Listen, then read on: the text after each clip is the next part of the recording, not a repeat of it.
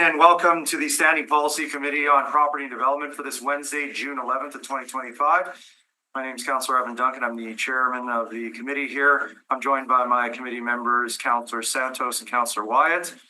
Before we get started, I'd like to acknowledge that we are on Treaty 1 territories, the home and traditional lands of the Anishinaabe, Innu, and Dakota people, and in the national homeland of the Red River Métis. Our drinking water comes from Shoal Lake, 41st Nation in Treaty 3 territory. Councillor Santos, can I have a motion to accept the meeting minutes? I'll move the minutes of the meeting held on May 8, 2025 and on May 14, 2025 be taken as read and confirmed. All in favor? Aye. Opposed, and that is carried, and we will open the public hearing now. Okay, in accordance with the City of Winnipeg Charter and the Development Procedures Bylaw, the process the committee will follow is the appellant will be heard first, followed by those in support of the appeal. Next, those registered or in opposition are heard, followed by those registered for information. Finally, the appellant may return to speak in rebuttal to comments made. However, no new information is permitted. Please note that when your name is called, it is your opportunity to speak. However, you are not obligated to do so. Item 1 is an appeal against the decision of the Director of Planning, Property and Development to approve a variance for 291 Bannatyne Avenue under file DAV 130698 of 2025B. Please note communications were received in support of and in opposition to the appeal, which have been distributed to all members of the committee. All participants have been muted and will only be permitted to speak when called upon. Once you have been heard, you can either remain in the Zoom meeting or leave and continue to watch live via the city's YouTube channel. If any participants are watching the live meeting on YouTube, please mute the YouTube audio now. And just for everyone's information, we'll hear the variance appeal first and then the appeal for the heritage permit. Okay, great. So we do have other business taking place right now in the council chambers. So I'd ask for an adjournment, just a recess here, 10 to 15 minutes, and then we'll come back and deal with this matter. Somebody move recess. So moved. All right. Thank you, Councillor Wyatt. All in favor? Aye. Opposed? And we'll join you back here in the West Committee room in 10 to 15 minutes. And welcome back to the Standing Policy Committee on Property and Development. We are now going to hear our appeal hearing at 9:30 that we have reconvened here. I'll turn it over to our clerk to walk us through the process. So first, the committee will consider the appeal with respect to the variance for 291 Bannatyne, and second will be the appeal for the heritage permit with respect to 291 Bannatyne. So if you'd like a summary from the public service. Please, thank you. For the variance. Yes, thank you, Mr. Chair. I'm joined by Curtis Kowalski, Principal Planner for Downtown. Curtis will give a summary of the two applications. Thank you. Sure, happy to do so. The proposed development includes a 9-story addition on top of an existing heritage building. Two buildings, in fact, the Moss Garage and the Sanford building, both are listed. The project includes 114 dwelling units and ground floor commercial space. Variances were requested for building height, loading, and parking stall dimensions. Within the character sector of the downtown zoning bylaw, the maximum building height is 100 feet. The proposal is for 106 feet. The variance analysis focused on the incremental impacts of that additional 6 feet compared to what is already permitted by right. 106 feet was considered a minimal modification of the bylaw and likely not perceptible from the public street. The loading requirements are for 2 delivery spaces and 2 regular pickup drop-off spaces. This proposal includes 1 of each. Given the requirement to retain the heritage buildings, which occupy nearly the entire footprint of the site, this was seen as a reasonable compromise. And lastly, the parking variance is for stall widths of 8 feet instead of 10 feet. The proponent intends to integrate a Klaus parking system, which is one of those that stacks parking stalls vertically. This is a system that's been designed for constrained sites and is used elsewhere successfully, even though the dimensional standards aren't an exact match to our zoning bylaw. I would add that the accessible stalls are being included outside of that system and they meet all bylaw standards. The Planning, Property and Development Department recommends upholding the decision of the director and to reject the appeal for those reasons. Thank you. We'll move on. I'm sorry, Councillor Wyatt. I just have some questions at the beginning here. So the Moss Garage, or what was once a livery, is being preserved? Yes, that's correct. How so? They're effectively maintaining the facades and the structure and building vertically on top of it. So the height inside will remain the same in terms of the livery itself, or how is that going to work? Yes, yes, that's correct. Yeah. Okay, so the way we did the Ryan block is we literally I think it was Crozier Kilgore as the specialist hired. We took it down brick by brick, marked each brick, put it back up brick by brick. Is that what's being done here, I'm assuming? No, the intent for this one is to maintain facades in place and build around them. We haven't, we're reviewing this at this point at sort of the conceptual design stage, so we don't have all the engineering and detailed construction.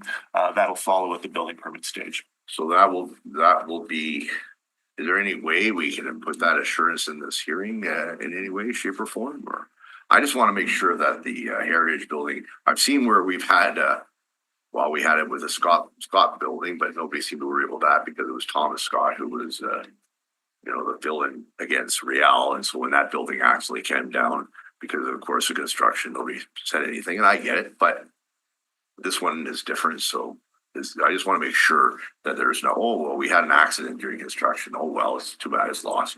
Right. Yeah, I mean, I guess, there is, as you say, examples where that has happened. Obviously, the intent is that these buildings are listed. The intent is they are protected. They are preserved by the historical resources bylaw. If anything comes to light to suggest that they're in danger, we could well be back here for a second appeal, but we're reasonably confident that we're not going down that path. Is this a reputable builder? Yes, this group has done other projects. Okay. And is the design, the features of the elevations complementary to the existing area, being the Exchange District and the old livery? At the phase of review we're at now, we're really just reviewing the overall massing, size, and scale of the development. Drawings are still to be submitted for detailed design, and those will be subsequently reviewed by the department. Okay, and typically something like this, if it were my word, I'd probably want to have it at plan approval. That's something we could add to this as a requirement of the approval. Potentially, I mean, in the downtown, as an incentive for development, all downtown is reviewed administratively to streamline that approval process. Certainly the department would suggest being consistent across different applications downtown. But we could certainly reach out, for example, to the ward councillor to provide updates as that process unfolds. Yeah, and plan approval doesn't get longer schedule to be great. So, all right. Yeah. Good. Thank you. Okay, so first we'll hear from the appellant. So Gregory Evans is speaking on behalf of the appellant, Alan Tate.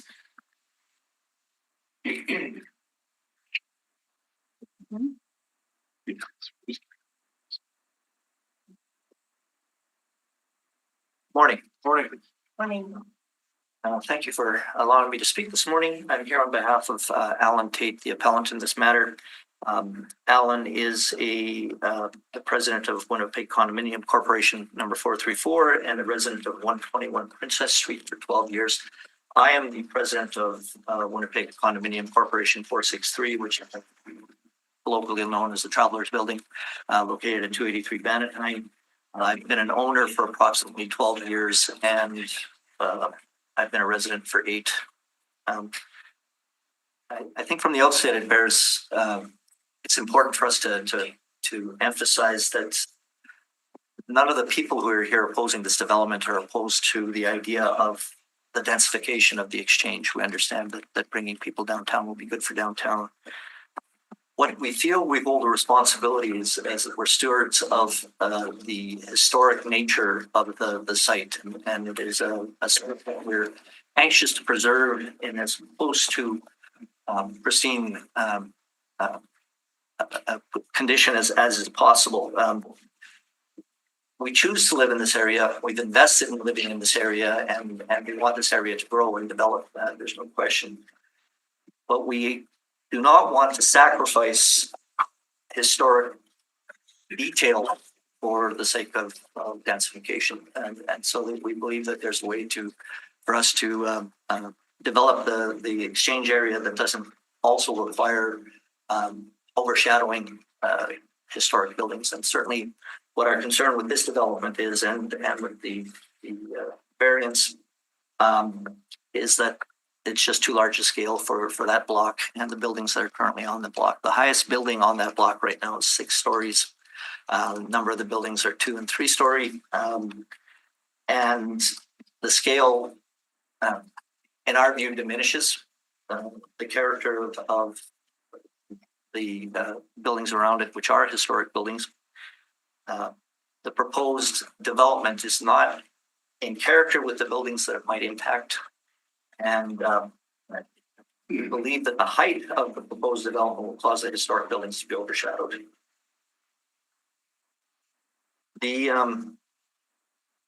The increased height of the buildings in the development are going to create snow load situations with the buildings that are shorter, where they will be exposed to more snow as a result of the height of the surrounding buildings. And with respect to the parking arrangement, we have concerns about the proposal to have an alley go through the back of the backyards, literally of 121 Princess Street and the King's Head building, and it's going to impact their access ramp, the ramps for disabled people to take advantage of, and also their garbage skips. We believe that this potentially can cause an inconvenience and a danger to both the residents or people employed.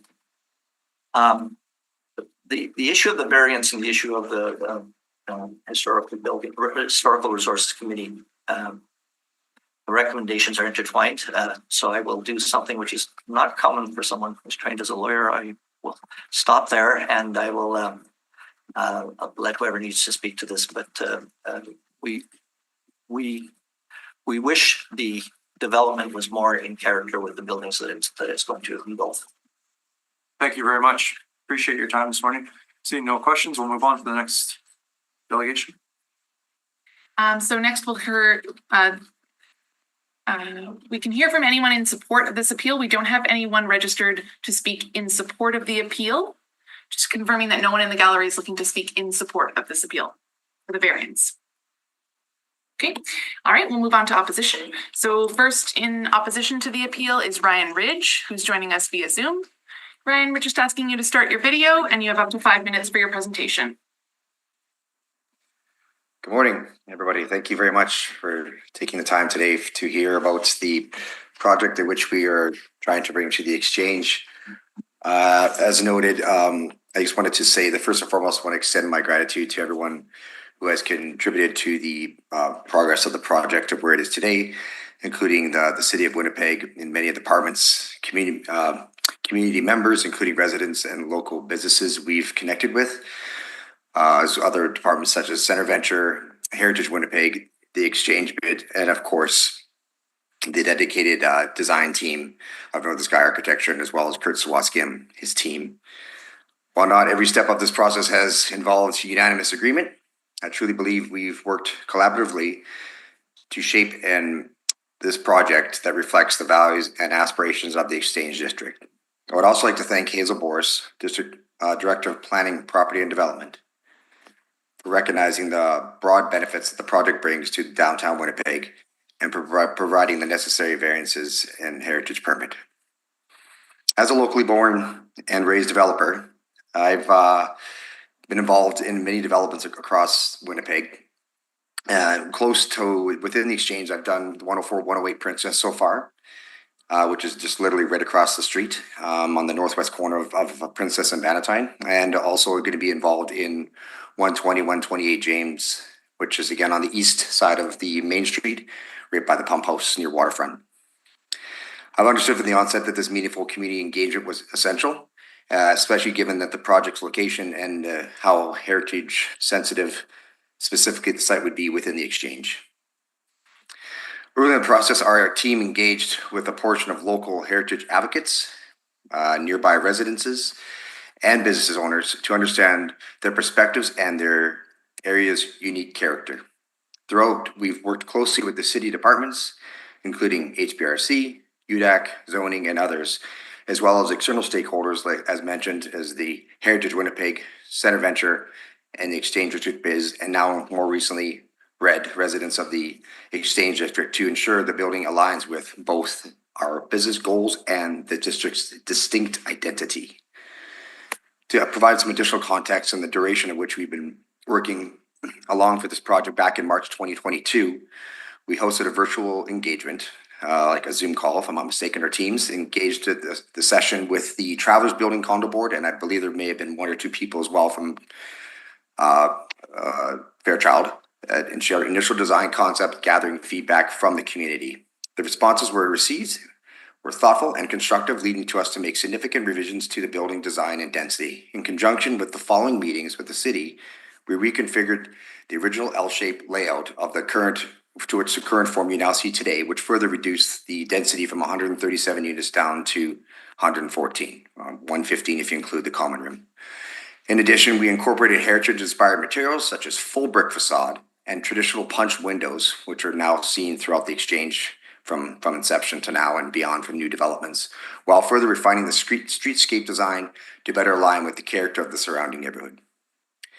Local business supports which we received throughout the engagement process would include such items as Chris Graves, who's out there, not able to speak today, but from King's Head, Fielder's Green Cannabis, King and Bannatyne, Edited Interiors, Interior Illusions, Deer and Almond, Bedford Investments, Reese Fashions, Kai Real Estate Management, Alston Properties, Equity Plus, Future Mark, etc. A list of well-supported businesses that help contribute to the business within the exchange, including other stakeholders, again, as mentioned, is Center Venture, Heritage Winnipeg, and the Exchange District Biz. Throughout the process, we've maintained open lines of communication with the city, providing regular updates to ensure transparency. This collaboration has not only improved the project's design, but also helped build mutual trust. Our objectives have always been to contribute positively to the downtown Winnipeg while honoring the unique historical legacy, and we believe our efforts have brought this closer to this vision. Specifically now I'll speak as mentioned in the order of how it's being rolled out today, to that of the height variance. We have some items that were brought forward to us of concern from that of the community, and specifically to that within HPRC. We have are asking, as you know, today for a 6%, essentially a 6% height variance from that of the 100 to 106 foot one, and in order to ensure the financial viability of the project. As noteworthy to this, the Sanford building itself used to stand at 66 feet before. Brian, that's your 5 minutes. Are you close to the end? Yeah, very close. Yeah. So Okay. just get in comparison, the other buildings in the areas at 120 James. Go ahead, Ryan. Thank you. Is it okay to proceed or no? Please, yeah. Yeah, sorry, 100 James, 108 feet, 127 Bannatyne at 110 feet. The Market Lands is going to be up to 150. Pump House at 85, Travelers 94 feet, 110 Princess at 80, 83 feet for 100 Princess. So we're all within the context of the height of the development itself and the surrounding community. The other mentions that came up for the community was vibratory impact concerns from the foundation. We're not doing driven piles, we're doing micropiling, which Kurt Sawatsky will be speaking to, our structural engineer today. Excavation risk, we have taken great considerations involving other key consultants and geotechnical engineers to ensure that all excavations are diligently controlled and to maintain that there's going to be no, concern of surrounding residences and businesses and buildings alike, that they will be secured and safe during the course of construction, efficient construction processing throughout, as well as consideration to understanding the snow impacts and loading on the surrounding residences and the remediation that would need to occur as the cost of myself, the developer. In closing, to any community members or council representatives who still feel questions or concerns, and I encourage you to reach out, whether during today or any after today's meeting. We're committed to work collaboratively to resolve any remaining issues. Our goal has always been to add to the charm and the identity of the exchange by working collaboratively to resolve or mitigate any remaining issues. Thank you once again for your time and consideration. I look forward to answering your questions and working together to move forward with an exciting addition to the downtown Winnipeg. Thank you for your presentation. I do have one question here, Councillor Santos. Thank you, Ryan, for coming out. You had mentioned in your speech, and I think I missed it. I was just writing some notes here. You have done a few stakeholder engagements. When? Yes. So I got a couple questions. When did you do your stakeholder engagements? It's been over the last prior even to, because it was even late 2021 we started doing some engagements, but all the way through even up to I was even further just touching base with Residents Exchange on Monday. I talked with Chris Graves even this morning over at King's Head just to make sure some things were moving forward on his end with how he has to rejig things in the back lane for himself with the parking of his vehicles that he's been able to do prior to this development coming to inception, and just a myriad of throughout the weeks of different engagements with, again, the businesses and like. So from your original plans, and I have seen the original plans, can you describe what has changed from when you first started in 2021 to what is before us today? Absolutely. Yeah, we had more of a, I guess, our original design, let alone shape. I mentioned there wasn't more of an L shape where we were kind of coming in between the north side of the Travelers Building, in between King's Head, up to the face of the park, the east edge of Moz, facing on King Street there. But from feedback we received from, you know, from Center Venture, from definitely the folks at Travelers Building and such, we just pulled everything back to be that building now, which you see the orientation running in the kind of the more the north-south direction, right on the corner of Princess and Bannatyne. In addition, we made by doing so that it dropped the density down, as mentioned, from 137 down to 114. We've changed the material compositions of the product, going more further to aligning to that of the Mason style sort of architecture that is found within the Exchanged.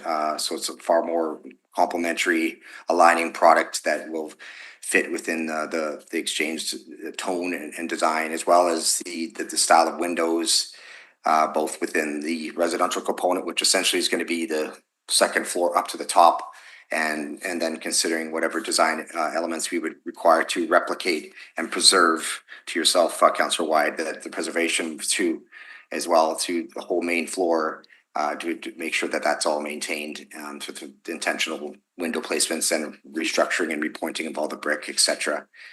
As well as other sort of offsetting within the panels of the whole setbacks within the building, bringing the buildings actually right to the Sanford building specifically, so that it has not just a single side, but a dual side sort of activation, both on the Bannatyne and the Princess side. So it's a two-facing front building. We actually were told from HBRC to push the Moz. We had it set back a couple feet from the north side of we were actually told to push it more north. So we pushed that more north, stepped the buildings in a little bit just to create that kind of contrasting that you see throughout the Exchange with the elevation changes and the insets and what have you. Just further ensuring the commercial preservation street activation with the commercial units by repositioning and repurposing the eastern entrance of the commercial component, now that we will be including between the King's Head and Travelers Building, off Peasant Cookie there on the King Street, to have more, again, commercial businesses within there, and allowing for safer pedestrian traffic throughout all those patio sections, especially in the warmer months, and controlling the traffic off of Bannatyne through a one-way up behind, in between, again, the Peasant Cookeries and the Sanford Building into the Parkade, and then up behind in the back lane behind Subway and the King's Head, to then proceed either east or west, or if it's south or north, down King or Princess. There's I can get into other components at which there was around 30 some odd changes that we made with HBRC over the last years as well. So that kind of ties into maybe more of the other conversational permit there, but there's been a lot of design changes. Councillor Santos has a second question Yeah, here so for you. I do have a follow-up question. Thank you for that. I appreciate the well thought out description that you provided on the residential side. You touched light on the commercial unit, so you are changing the layout of the commercial unit, because I know there's one specific, it's called the Event Exchange Center, that are currently leased in that space, and has been, I want to say, a bit of an issue in the past with respect to, you know, what has been leased prior. So is that unit, that big, large unit, bar or like changing quite significantly to do more smaller commercial units? Yes, that is correct. I mean, I have had no engagement with the tenant that's there. The space. My understanding is that the spaces at which we will be redesigning to wouldn't be conducive for their business model. We also going to be taking up. You know, we need the core essential, you know, elements for the building. So the front lobby, you know, elevators, post office, you know, storage service, building services, et cetera, that was just basically right in the middle of what's all going on there. Then we'll have the commercial unit on the kind of northern part of the Princess side. And then coming down to the corner of Princess and Bannatyne, there'll be a commercial unit in there. And then the garage will be essentially, the parking will be right in the middle of Ma's garage, Joseph Ma garage.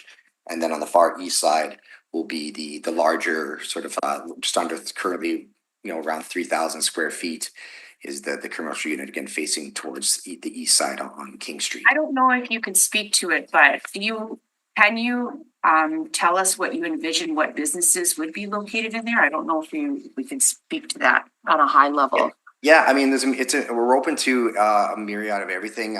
We're gonna keep we're probably a restaurant or maybe a clothing store or something, maybe even an open market. I'm talking with Cindy over at Heritage Winnipeg. She'd love to see some sort of maybe like a farmer's market type of space. Perhaps it's a little bit fluid, a little bit loose on the east space because it's a little bit larger. But we're hoping that something could be really nice for the community to kind of maybe. Again, that's a work in progress on that exact space. It's still early in the game, but perhaps coffee shops or clothing stores or whatnot in the accounting firm or whatnot on the other two commercial spaces. I mean, they're more manageable sizes. The other two units, they're not as the other units are a little more, I guess, manageable compared to some of the ones on the east. So. And then one more question. Councilor Santos, if I could just remind the committee here, we're here today on a variance for height and parking. So Yes. although I'm excited to hear all the different details, should this Yes. appeal be denied, I want to let's talk try to about take the it height. there. Chicken and egg matter. Yep. Okay, so I want to talk about the height variance. You touched slightly on the 6% variance and that you needed to allow that for financial viability. What does that mean if just being devil's advocate here, if we were to leave it at 100 feet? Can you explain to me what would happen to your project at 100 feet? Absolutely, yeah. It takes and it really because being downtown projects alone are challenging for a myriad of reasons. But I'd be happy to expand it if you like. But the long and the short is that the cost of the construction further just escalates quickly when you're getting into a heritage sensitive sites, which again is our choice. But in further to help with trying to align and put the best project forward we could is by incorporating the masons and the micropiling. Our micropiling is like 50% more than driven piles, but is far superior and excels even that more so to what is specific to this site with the surrounding sensitivity with the community and the existing structures, never mind within Ma's and Sanford, but far beyond that with the Travelers Building and King's Head and all the condos to the north and all around us that we want to preserve. So micropiling, again, Kurt will expand on that more, being the structural engineer, and the mason detailing that we've incorporated into the building and the structure, they cost a lot more money you have to beef up your structure because of the weight. So all these things that just create a lot more underlying hard construction costs that you need to mitigate by further density, the cost of the land, again, all the other sort of logistical challenges of being very tight space, just in time deliveries and just minimal parkings, or everything just expedites your cost quite quickly. And again, densification is where we need that. What you're saying is the extra 6% is to help offset the cost of construction, keeping it heritage sensitive, all that logistic challenges is what you're saying. Yes. Okay. If we were to challenge you to do at 100 feet, would the project still be moving forward or would it stop here? It's very likely that we would have to consider withdrawing our application. It's fairly significant due to it's fairly significant to this. Yeah, I'm good. Councilor Wyatt? So how are you covering off the heritage costs? Again? How are we covering off the costs, sir? We are, we're incorporated within the budget. We have, we've allocated Are you getting any kind of tax increment funding from the city? we're hoping to. Due to the stage of the project, we're not having any sort of, we haven't received any approvals yet. The intent is to put forward applications, absolutely, Okay. for the half and. I support that and it makes sense and it. Yeah, It's truly, granted up, we've granted as high as 30 years on heritage where we've had to do it, right? So, absolutely. And this is part of how these sort of grant programs that are available, thankfully, in the market now to the development and further to the, hopefully the support of these downtown developments that allow these projects to go forward, such as the half, any sort of TIF, the capital, like there's all these hopeful coffers that we may or may not be applicable to that will allow for the further viability to the project. well, unfortunately, we're not Montreal or Quebec City, which got tons of federal money when they were declared heritage sites by Parks Canada, but we don't get anything here because we're in Winnipeg. This process. Doormat get treated better than this city does by federal governments. Anyway, I was just gonna say, the building is really unique. I'm fascinated by your idea of, I don't wanna call it a farmer's market, because I'm trying to I call it a public market in the old Royal Mission Arena, basically getting ready for the next pandemic. Every expert says we're gonna have. Food will be cut off at the border by the Americans. They won't hesitate, mostly fresh food. And the idea of having a mini public market to compete with grocery, there's such a demand in that area for grocery store for fresh perishable items. I would encourage you to reach out and anybody else in the room to reach out to the Food Council of the city of Winnipeg. There's some amazing people on it. Great. And I know it's separate, but there's this entity called Fireweed Not for Profit. They are now the first of its kind not-profit distribution system that has been set up, connecting the farmer to the store. And this would be possibly right up their alley. I'm working with them, and it would be a way to team up with you. I'd love to do that. So. Okay, no, I'll take that offline. I would be happy to have that conversation with We you. have many restaurants down there, many bars and clothing shops. It'd be nice. There's such a demand to have grocery. I have friends who live in the area and they gotta go, nothing wrong with Giant Tiger, but it's not the same. Of course. Like fresh. So, Yep. okay. Thank you. Express market of some sort would be, I know that's whatever, that would be amazing. Run, yeah, that'd be great. Thank you. Thank you. Seeing no other questions at this time. Thank you very much. The next speaker is Jamie Stryland, speaking in opposition to the appeal. Jamie's joining us via Zoom today. Hi. Thank you for your time. So I'm going to speak to not the design, but the process we went through to collectively address the standards and guidelines of the conservation of historic places in Canada, and also the commemorative integrity statement of the project. The standards and guidelines for the conservation of historic places in Canada states that planning is a mechanism that links comprehensive understanding of an historic place with interventions that respect its heritage value. It should consider factors affecting the future of the historic place, including the needs of the owners, users, community interests, and potential for impacts. The most effective planning and design approach is an integrated one that combines heritage conservation with other planning and project goals and engages all partners and stakeholders early in the process and throughout, which is what we strive to achieve in this process through both engagement with HBRC, UDAC, the City of Winnipeg, and stakeholders in the area.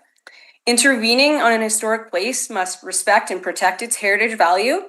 Interventions can include preservation, rehabilitation, restoration. But through that, preservation is the core to all conservation projects because it extends the physical life of the historic place through proper care and maintenance. So for this project, both the Sanford building will receive preservation and rehabilitation, and the Moz project will receive preservation, rehabilitation, and some restoration. In a rehabilitation project, additions or new constructions may be needed to assure that the continued use of a historic place occurs. When this is the case, such as this project, such additions or new constructions, it must not obscure, radically change, or have a negative impact on character-defining materials, forms, uses, or spatial configurations, which this case, all original designs and facades are maintained and they are to be preserved intact or restored to their original appearance. The guidelines require physical compatibility with the historic place, and this includes using materials, assemblies, and construction methods that are well suited to the existing materials. New materials and assemblies should also have compatible service life, durability, so that maintenance and repair work can be done at the same time for sake of efficiency. And because our project is comprised of masonry cladding with some minor metalwork elements for cornicing and detailing, which are compatible with the longevity with the existing masonry. It also requires that additions be visually compatible, yet distinguishable from the historical place.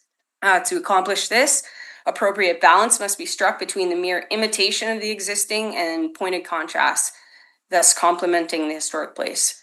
So each building in this design takes both material cues and design cues from the original buildings. Ma's Garage was constructed in 1907 and is an example of boomtown architecture.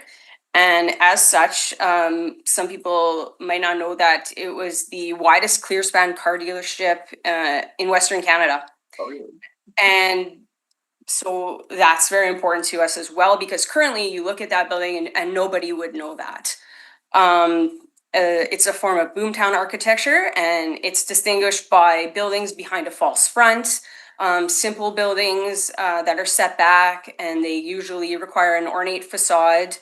So they're really identifying on the streetscape with the additions or stories behind being quite subservient. So attention was paid when designing the building to create continuity in the fenestrations from the original building to the addition. And the addition over Ma's, it also complements the same use as the typical boomtown building with commercial on the main floor and apartments above. The design aims to celebrate Ma's Garage as the first clear span warehouse in Western Canada through the display and highlighting of the clear span trusses, using them in the parking garage and the commercial space on the east side of the building. Sanford Building was built in 1903 and it was originally 61 feet until a fire destroyed it. So the proposed new building replaces what was already built at the northeast corner of Bannatyne and Princess up to the 61. And therefore the experience at the streetscapes, the new building will have this area will replace what was lost, plus about 48 feet height of enhancement. It was a Romanesque revival building, which means pronounced round arches, very ornate, a lot of details and design, built with thick, heavy walls and columns. And so our design, addition design, uses the influence of Romanesque architecture in a restrained, more modern way.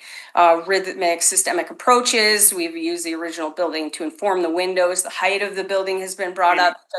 Sorry to interrupt. That's your 5 minutes. Are you close to the end of your presentation? Yes, I'm very close. Okay, I'll ask you to just wrap up then. Yeah, sure. And then along with the standards and guidelines, we talk about the integrity statement.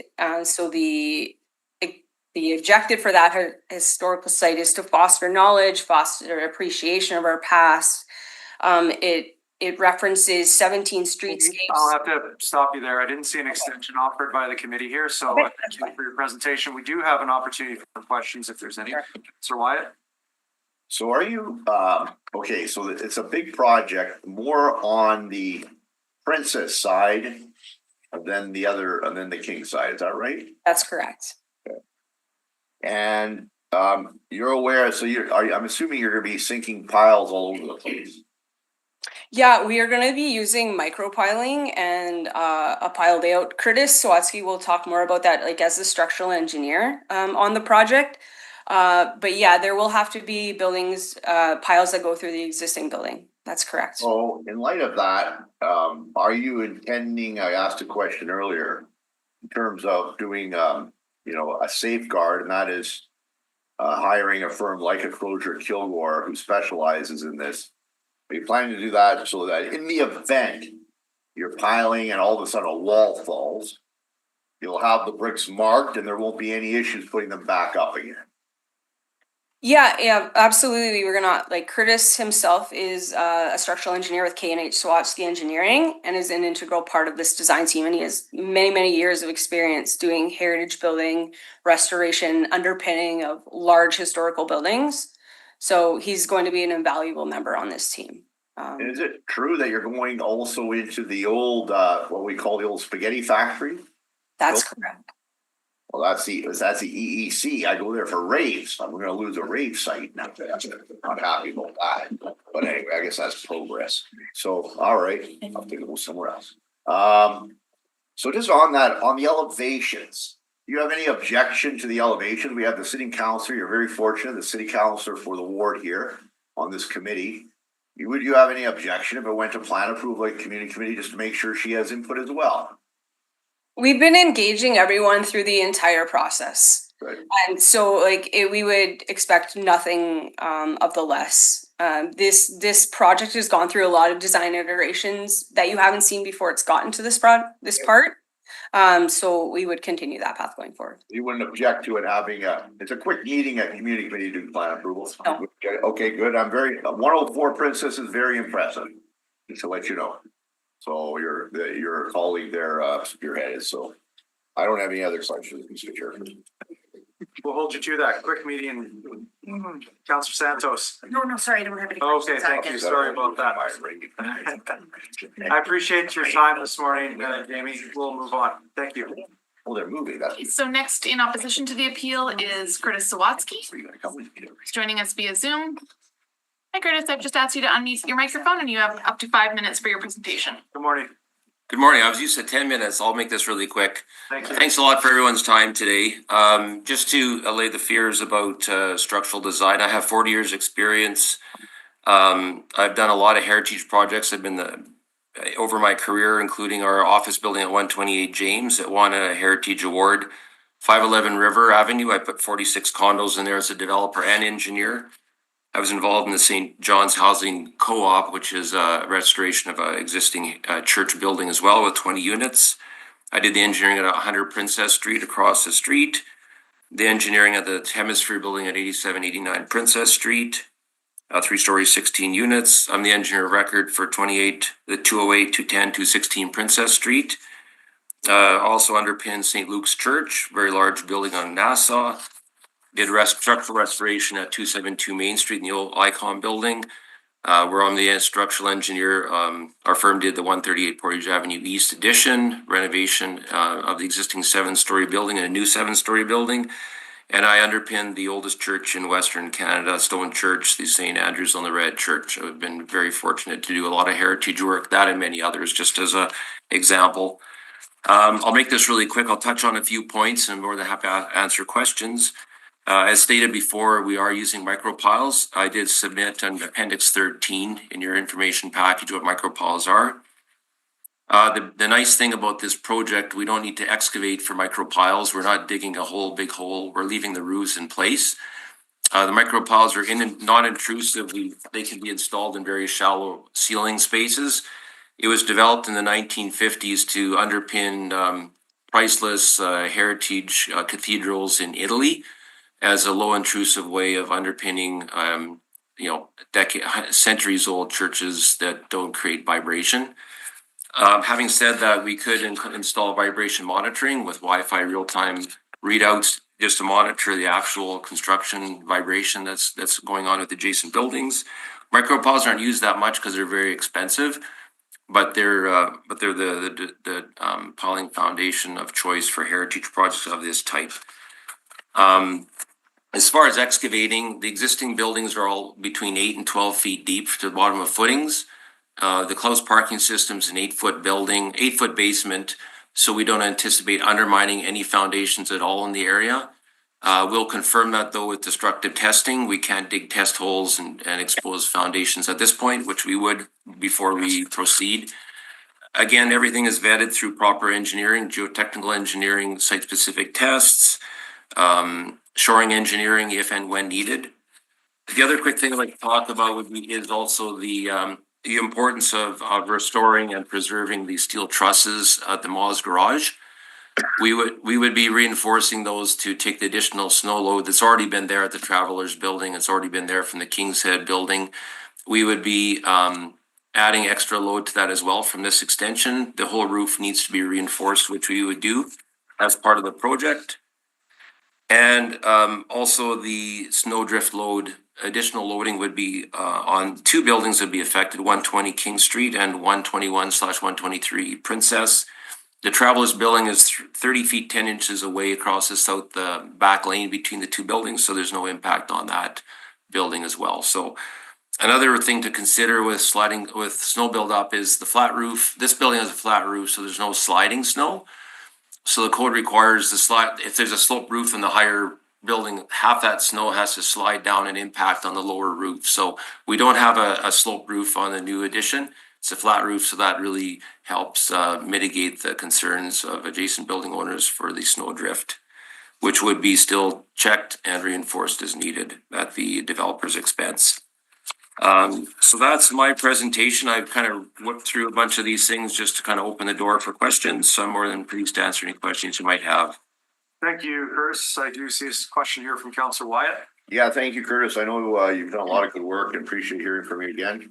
I just want to know, you're just more of a are you aware question. I know you're very aware of this, but you're aware that Ma's Garage and that corner there, Bannatyne and King, is a primary corner apparently for Hollywood and the movie industry. It's the one corner where they can do a 180 and capture everything that is historically accurate, and therefore it's important in terms of that industry in our city, and therefore the work you're doing is absolutely crucial. Correct? Or Yeah, absolutely. And I think that just alludes back.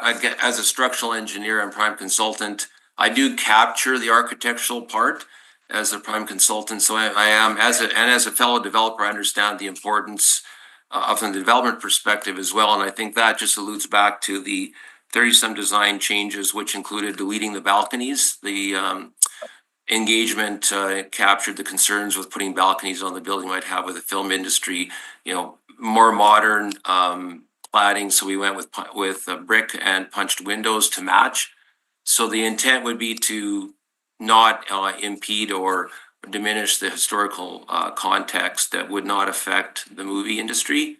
And again, movies usually aren't shot, straight up. They're usually kind of the bottom 3-4 floors is kind of the main focus on most movies, but the intent would be to keep brick the entire way, all the way up. So with AI now in the digital world, you can dress up the building electronically if it's not right in the shot, or directly. Just a quick question. So the building that's on Princess, you're planning to do what with that building again? The 5 or 6 story existing heritage building?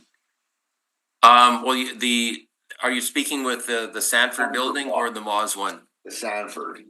Yeah, the Sanford building, it used to be 66 feet tall, as mentioned. We look at buildings on height, not the number of floors. It's a little bit misleading.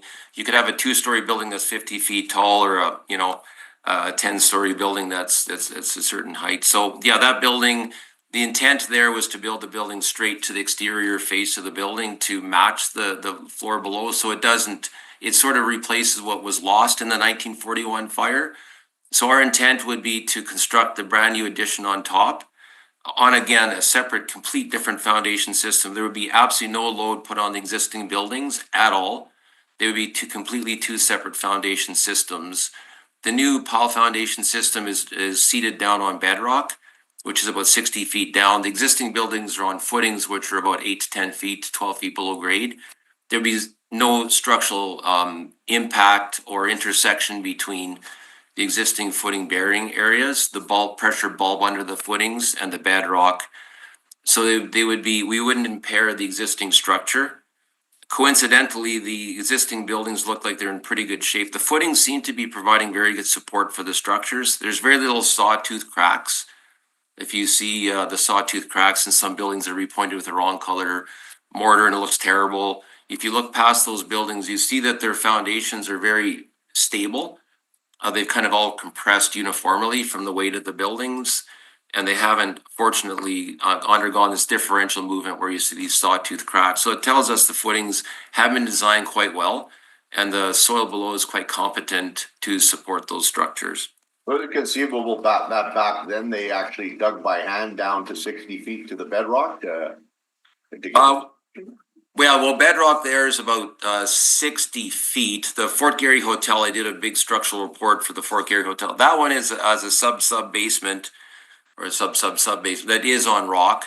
The rock's a little bit higher there in the Exchange District. The bedrock's about 60 feet down. So they wouldn't have dug that far down, but they dug down far enough till they hit competent material. For instance, the Travelers building is 12 feet below grade, and that they used to have 10-foot high there's a Turkish baths in the basement there in the historical record under the Travelers building. So it's quite a deep basement, which benefits because we're not undermining with our new closed parking systems. They're substantially lower than where our It's construction all gonna be activity. residential? The main floor is commercial residential, commercial rental units of various sizes. And then from the second floor podium, once we thread columns through the structure onto the new piles, there'll be a second floor podium, and on that would be all residential above. Okay, I've been in heritage buildings that have, I guess, in the last decade or so, been converted to residential. And they do not have independent air conditioning units. We voted last week in council to rezone the entire city to duplex, threeplex, or fourplex, but we also put in a clause, even though it's not in the building code yet, but hopefully it will be, to require individual central air with individual thermostat control per unit. Are you planning that in this bill? Absolutely. We're doing the same thing. Ryan and I coincidentally are designing another 10-story, 87-unit project on James Avenue that have the same systems. There's individual air conditioning in each unit. And the plan is to do the same thing for Moz. People over 65 are popping off like crazy in this country. It's unheard of because of heat exhaustion. It's a real tragedy going on. So, thank you. Appreciate the time. Thank you very much. Yeah. Councillor Santos. You touched lightly on the Klaus, I guess, what is it, the Klaus parking stall that you had mentioned? Right. I'm seeing here through the appeal that you need to establish an accessory parking street above and below grade to permit a parking stall width of 8 feet instead of 10 feet. So is this the Klaus Arcade that needs to be 8 feet wide? Yeah. Expand Sorry. more? Yeah, sorry about that. Yes, we're doing the developer at 138 Portage Avenue East is putting the same system in. It's called a Trend Vario 6300 system. So on the Hansard, if anyone reads this back, if you Google Klaus KLAUS Trend Vario 6300, it shows the system. I flew to Toronto with the developer at 138 Portage because we did their design as well, and we toured with a developer that's 24 of these closed systems in Toronto. And we went to go see 3 of them and we were very impressed. So this is made in Germany. So the width of the actual stalls are 8 feet wide. That's just how they're made. And that's how the Toronto has approved them as well. And there's one of those systems going at 138 Portage Avenue East as well. So it's just the nature of the beast. That's the width of the actual stall. Now, there's a car next door on both sides. As with any parking stall, cars aren't 8 feet wide. So if they're 6 feet wide, you'll have 4 feet to swing your door till you hit the next car and you can get out. So you ride up and down with your car in this system. And then you basically get out and then have about 4 feet between the next car to move out. So it's a bit misleading saying it's 8 feet. It is 8 feet. But the cars parked on either side of you are about 4 feet from your own building, your own car. So it works out really well. We were quite impressed with that system. Is there any discussions? Well, first I should ask, how many cars can you fit in this Klaus? At this point, it's basically like a 3-level stack system. So it's kind of like that game as a kid, you were making a beach scene where you're kind of moving all these squares around. As long as you have one square that's open, you can kind of move things around. So this is very similar. There's 3 levels, 1 below grade, 1 at grade, and 1 in a mezzanine level. So the reality of these heritage buildings, the main floor is raised about 4 feet because that's the height of the railway cars when they would come across and bring things into the warehouses. So, and then with the bankers rows and different things, the main floors are 12 to 13 feet tall. So if you couple those together, the second floor is usually about 16, 17 feet high, which allows you enough room for that mezzanine level for the car at the main floor and mezzanine and basement. So that's how this system would work. And we have to match the floors as we go across. So for all exiting and different things. So, and barrier free access. So it works out really well with these heritage buildings to install these 3-level Because if the second floor was too low, you wouldn't have enough ceiling height. So it's actually works perfectly for these heritage buildings that this fits in. So at this point, we're looking at about 40 stalls-ish, maybe 39 to 40. We're trying to reconfigure it with Klaus to maybe get a bit more. We might get up to 60 stalls in this area, so that's still a work in progress. Thank you. Great. Thank you very much, Curtis. Seeing no other questions, I appreciate your time this morning. Thank you very much. Okay, so next we'll hear from Cindy Tugwell, who's in opposition to the appeal. Cindy's joining us in person. Morning, councillors. Good morning, Cindy. Do I speak to both appeals? No, not at this time, just the first item. Yes. Okay, we heard a lot of logistical information from the engineers and the developers, so I'm sort of going to take a personal note on behalf of Heritage Winnipeg to change this up a little. I want to start off by saying in over 30 years of being with Heritage Winnipeg, these developers, because they're in partnership, done above and beyond what I have ever seen. Engaging with open houses and stakeholders. They invited Heritage Winnipeg to the table with HBRC's Heritage Planner, Rena Ricci. And we were privy to very detailed information, and he was right. There was significant, Councillor Santos, significant changes throughout many months of this project. So he listened to the stakeholders, took it to heart. And I would like to say we were part of getting the designation from the federal government for the exchange in 1997. And what I think is lost in this conversation today is how above and beyond these developers have gone. There's been many projects that have been missed. 127 Bannatyne, for instance, is 110 feet, situated right in the middle between two very low-lying heritage buildings. So it is going to drastically change the streetscape of that building. There was not even remotely close the kind of consultation that these developers have provided for this project. And these buildings are very, very important to the streetscape on both the King and the Princess side. The 6 feet that they're asking, we believe, will not alter. The density is critical. The design changes that they have made to accentuate the Moss Garage and the Sanford building, the micropiling so that we don't have a Thomas Scott Memorial building collapse. The due diligence that they have supplied and provided throughout all of this. These are two very underutilized buildings, and Heritage Winnipeg has said for at least a decade that we're amazed Moss Garage has not collapsed. It's in dire need. So these underutilized may not be completely vacant buildings. They do not get the required maintenance, and we all know, designated or not, they're under threat for demolition. So it sort of falls suit from 110 years ago when they used to take the buildings, they used to build them and then add additions. And you can see many of them in the exchange where the cornices have changed and they've added 3 and 4 floors. This is very much in line with that.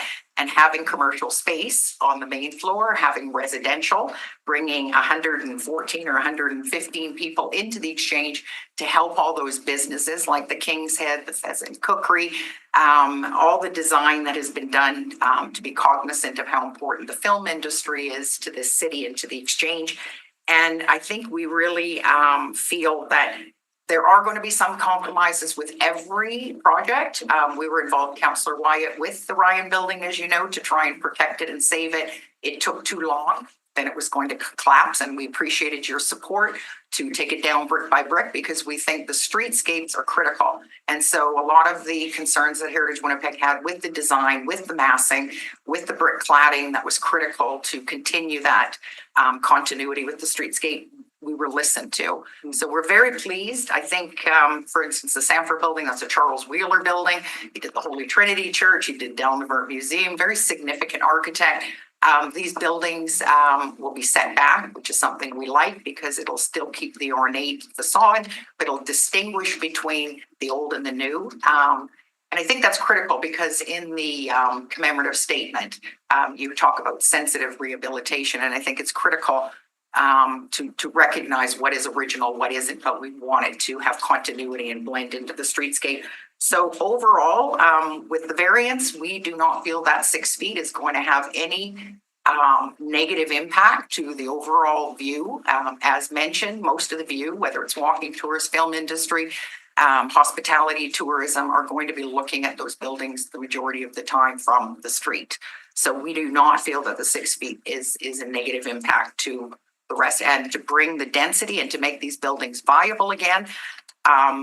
And I have to, as a footnote, let you know that developers that do work in the exchange, we know there's a handful of them and that's it. And we know all of them. And it's extremely expensive to do redevelopment in the downtown. It's extremely difficult compared to suburban sprawl and working with new buildings. So we want to encourage them. We want to support them. And we feel that they did a great job in communicating with the stakeholders. And we are happy that the director of planning and property and planning supported this project, looking at everything, including the economics. Thank you. Thanks. Any questions at all? Well, I just wanted to say, I appreciate you coming here. We rely on Heritage Winnipeg's input on these things. You've appeared on many different items, so I do appreciate you coming and speaking to this. Thank you very much, Councillor. Okay, next is David Pensato, who's speaking in opposition to the appeal. David is joining us in person. Good morning, David. Morning. As noted, my name is David Pensato. I'm the Executive Director with the Exchange District Biz. We represent over 450 private businesses within the Exchange District. And we're sometimes looked to as the unofficial custodians of the area. We've heard from a lot of businesses in the area. The proponents have done a really good job of reaching out, as Cindy said. I'm sorry, I'm modifying my comments here a little bit on the fly because a lot of this has been covered. Yes. So I'm gonna keep it snappy. But the main thing is that back in 2022 we produced a plan for the Exchange District that was adopted by council to be the guiding document for the Exchange District. One of the elements in that was specifically cited in Center Plan in terms of creating more fine-grained urban design guidelines for the Exchange District. I think projects like this one that have some contention are further illustrations that work needs to be done so that developers can work with clarity in terms of what they need to do for design. This project, is adding population density to the area, which is like very, very needed. We've been calling on increased population to the area since 2018. The truth is that the environment in the Exchange District has been gradually moving towards that of a mixed residential commercial area for quite some time, beginning with the redevelopment of Waterfront Drive and going further than that. Ma's Garage, as it currently is on the King Street side, is a source of really problematic behavior. Our patrols, we run the patrol program in the Exchange District. They regularly collect needles from there. They have found deceased individuals in that building. It is not a space that should be kept as is. This redevelopment is really welcome. People have mentioned issues with the Exchange Event Center under previous ownership. Again, these are all properties that deserve to be preserved, deserve reuse. And the appeal here, we are talking here about the height. We're talking about the heritage. And we have impressed on the proponent as well as property planning and development that of course, there's further stages to this development. We do want to see more detailed design in terms of what the massing looks like specifically. I think that's all really important and we need to keep them to account on that. But in terms of the variance as it has been granted, we believe that it's important that it will contribute to the neighborhood as other residential developments have. There's high demand for housing in the Exchange District. Nearly every development that's taken place over the last 8 years has had 100% absorption rate on completion. So people want to live here, but it's hard to do development. Right. Thank you. Seeing no questions, just a quick comment for you. The good news is that the debate doesn't seem to be whether to do the development or not to do the development. It sounds like the support is there for the development. Committee will consider the variances that are before us today. So I appreciate your time today. Thank you. Thank you very much. Okay, next speaking via Zoom is Rochelle Squires, who's in opposition to the appeal. Good morning. Good morning, councillors and committee members. My name is Rochelle Squires and I'm the CEO at Centre Venture, which is a nonprofit organization in Winnipeg dedicated to fostering urban development and revitalization in the downtown. Just for the record, in case there's people who aren't aware of what Centre Venture does, we are an important collaborator in driving and revitalizing the sustainable development of downtown Winnipeg, serving as a catalyst for urban transformation and economic growth. The organization spearheads important projects that enhance the quality of life by providing guidance in the planning and development of private and public initiatives and increasing housing and utilizing underutilized downtown areas. So to that end, I just want to offer my comments in support of the proposed development at 291 Bannatyne. It has been a pleasure to get to know Ryan and his team and see the work that they're planning for this area. And as you've heard, the proposal includes the addition of a nine-story structure above the existing heritage buildings at 109 Princess, resulting in 114 new residential units. In addition to this construction, we believe that the project will involve that full rehabilitation of heritage buildings fronting Princess, Bannatyne, and King, repurposing them for ground floor commercial use. Originally built at the turn of last century, these structures are of historic significance and their restoration represents a meaningful investment in the district's heritage assets. The project will bring additional residents into the Exchange District, helping establish the critical mass necessary to sustain and grow local businesses. This aligns with Centre Venture's long-term vision for a vibrant mixed-use downtown. The redevelopment will also eliminate an at-grade street-facing parking garage on King Street, a use that is discouraged under the Centre Plan 2050 and identified as non-conforming in the downtown Winnipeg zoning bylaw. Its replacement with active commercial frontage will enhance the pedestrian experience and contribute positively to the urban fabric. We acknowledge that nearby property owners have submitted appeals related to several concerns, including the parking supply, potential structural impact on adjacent heritage properties, and the existing condition on local infrastructure. While these concerns are valid, we would like to follow the following clarifications. That the downtown Winnipeg zoning bylaw does not require a minimum of parking spaces, and despite this, the developers opted to provide on-site parking, which we've heard about with their Klaus system. The developers also utilizing modern construction technology and methods to minimize structural impact on nearby heritage assets, and they are also increasing. This project would increase density and tax revenue generated from developments that could empower the city to improve area infrastructure, addressing some of those long-standing street conditions that were outlined in some of the residents' concerns about the condition overall in the neighborhood. Some appeals also cite concerns over the height of the proposed structure and its impact on the characteristics of the neighborhood.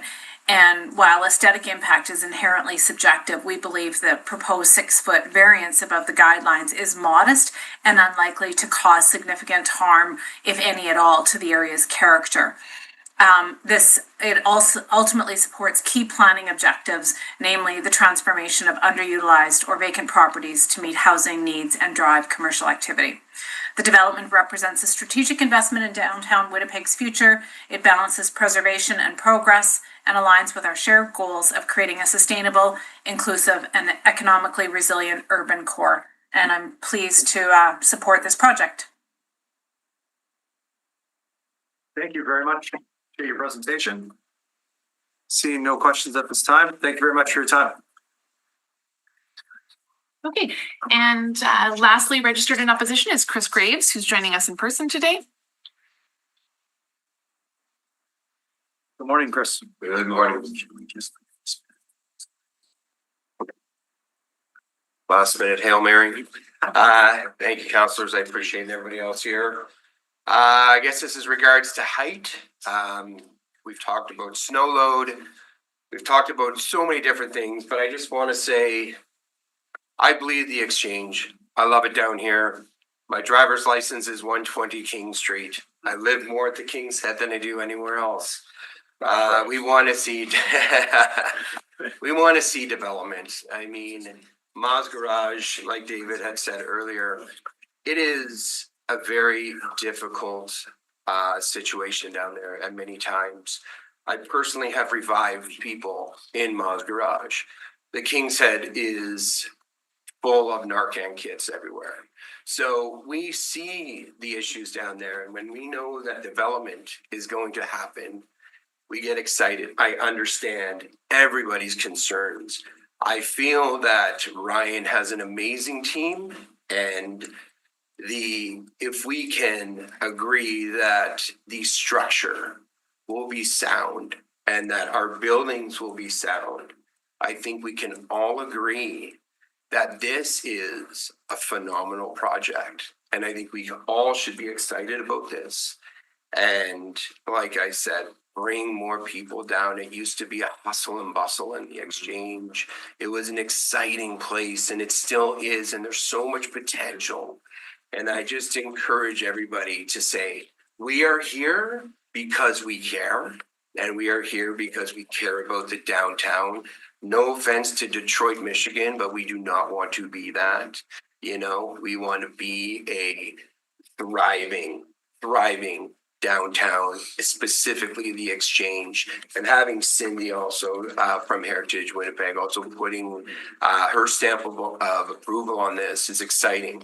We have to go through lots of parking hurdles. We've been working very closely with Winnipeg Parking Authority on what we are going to be doing in the back because we do lose spaces. But we are willing to make those sacrifices to be able to have developments like this downtown. So that's it for me. Thank you. Thank you. Councillor Wyatt. Thank you for your presentation, Chris. And it was funny, the other day I went for a sandwich at King and Bannatyne, and I had to use their facility, so to speak. Went there and they had a poster up in the bathroom of Core Area Initiative, which goes back to the 1980s. I think we had Core Area Initiative 1, 2, and I believe 3. And that was a tripartite agreement. That was 3 levels of government coming forward and saying, we're going to make the core area a priority. And now a lot of the stuff that we see now, like the Market Square or the park, all that came about in those core area initiatives. And we haven't had anything since. You know, don't you think it's high time we actually get back to that work again and make this area viable? 100%. Yeah. Absolutely agree with that. Yeah. My father was on council back then, and we went out to the Norrie Cottage on Lake of the Woods. I was 13. And you know, cottages normally have like fish and stuff like that up on the wall. Bill had all these posters of Core Area Initiative in his cottage. I'll never forget it. And he was entertaining Wazumi, who was the invited director for the Winnipeg Symphony Orchestra. And this gentleman from Japan, he didn't know how to speak a word of English.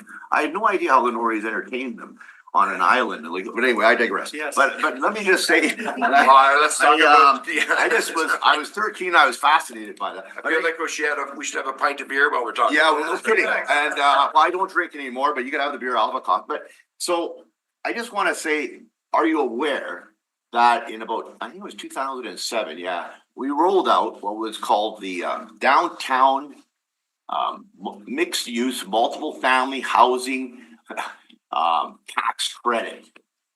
And it was alive for a while, and it had we got the province involved with their school taxes, and then it died.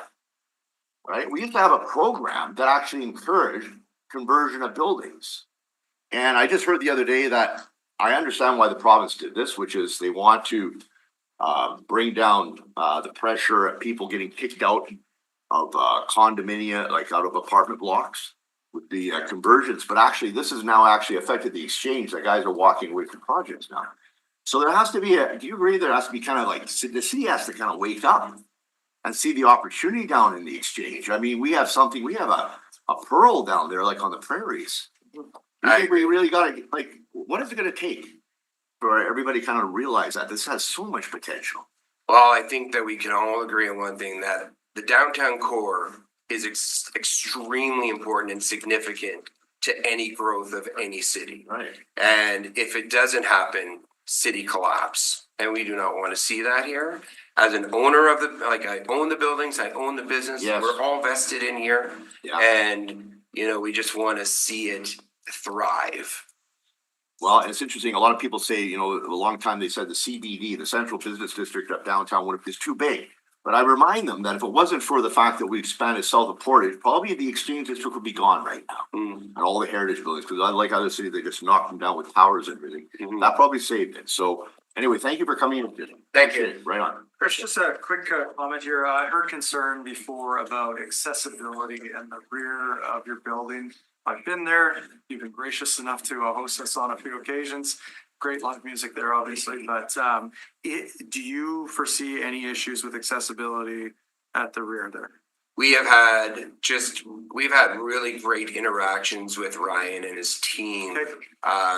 What we want is just like everybody else wants. We'd like to see this go to the next steps.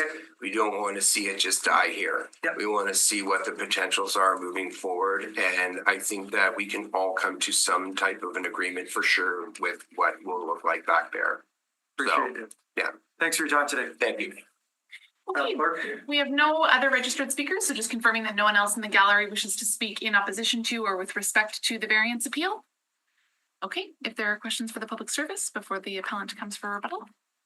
I don't have any other questions. Okay. Well, I think you made a suggestion. I do want to talk about plan approval at community committee. Would the department be supportive of that, and what would that timeline look like? Yeah, I could let Curtis Kowalski expand on that, Counselor, but we wouldn't recommend plan approval condition. But we could certainly commit to meeting with you and the project group and go through the design, go through the plans.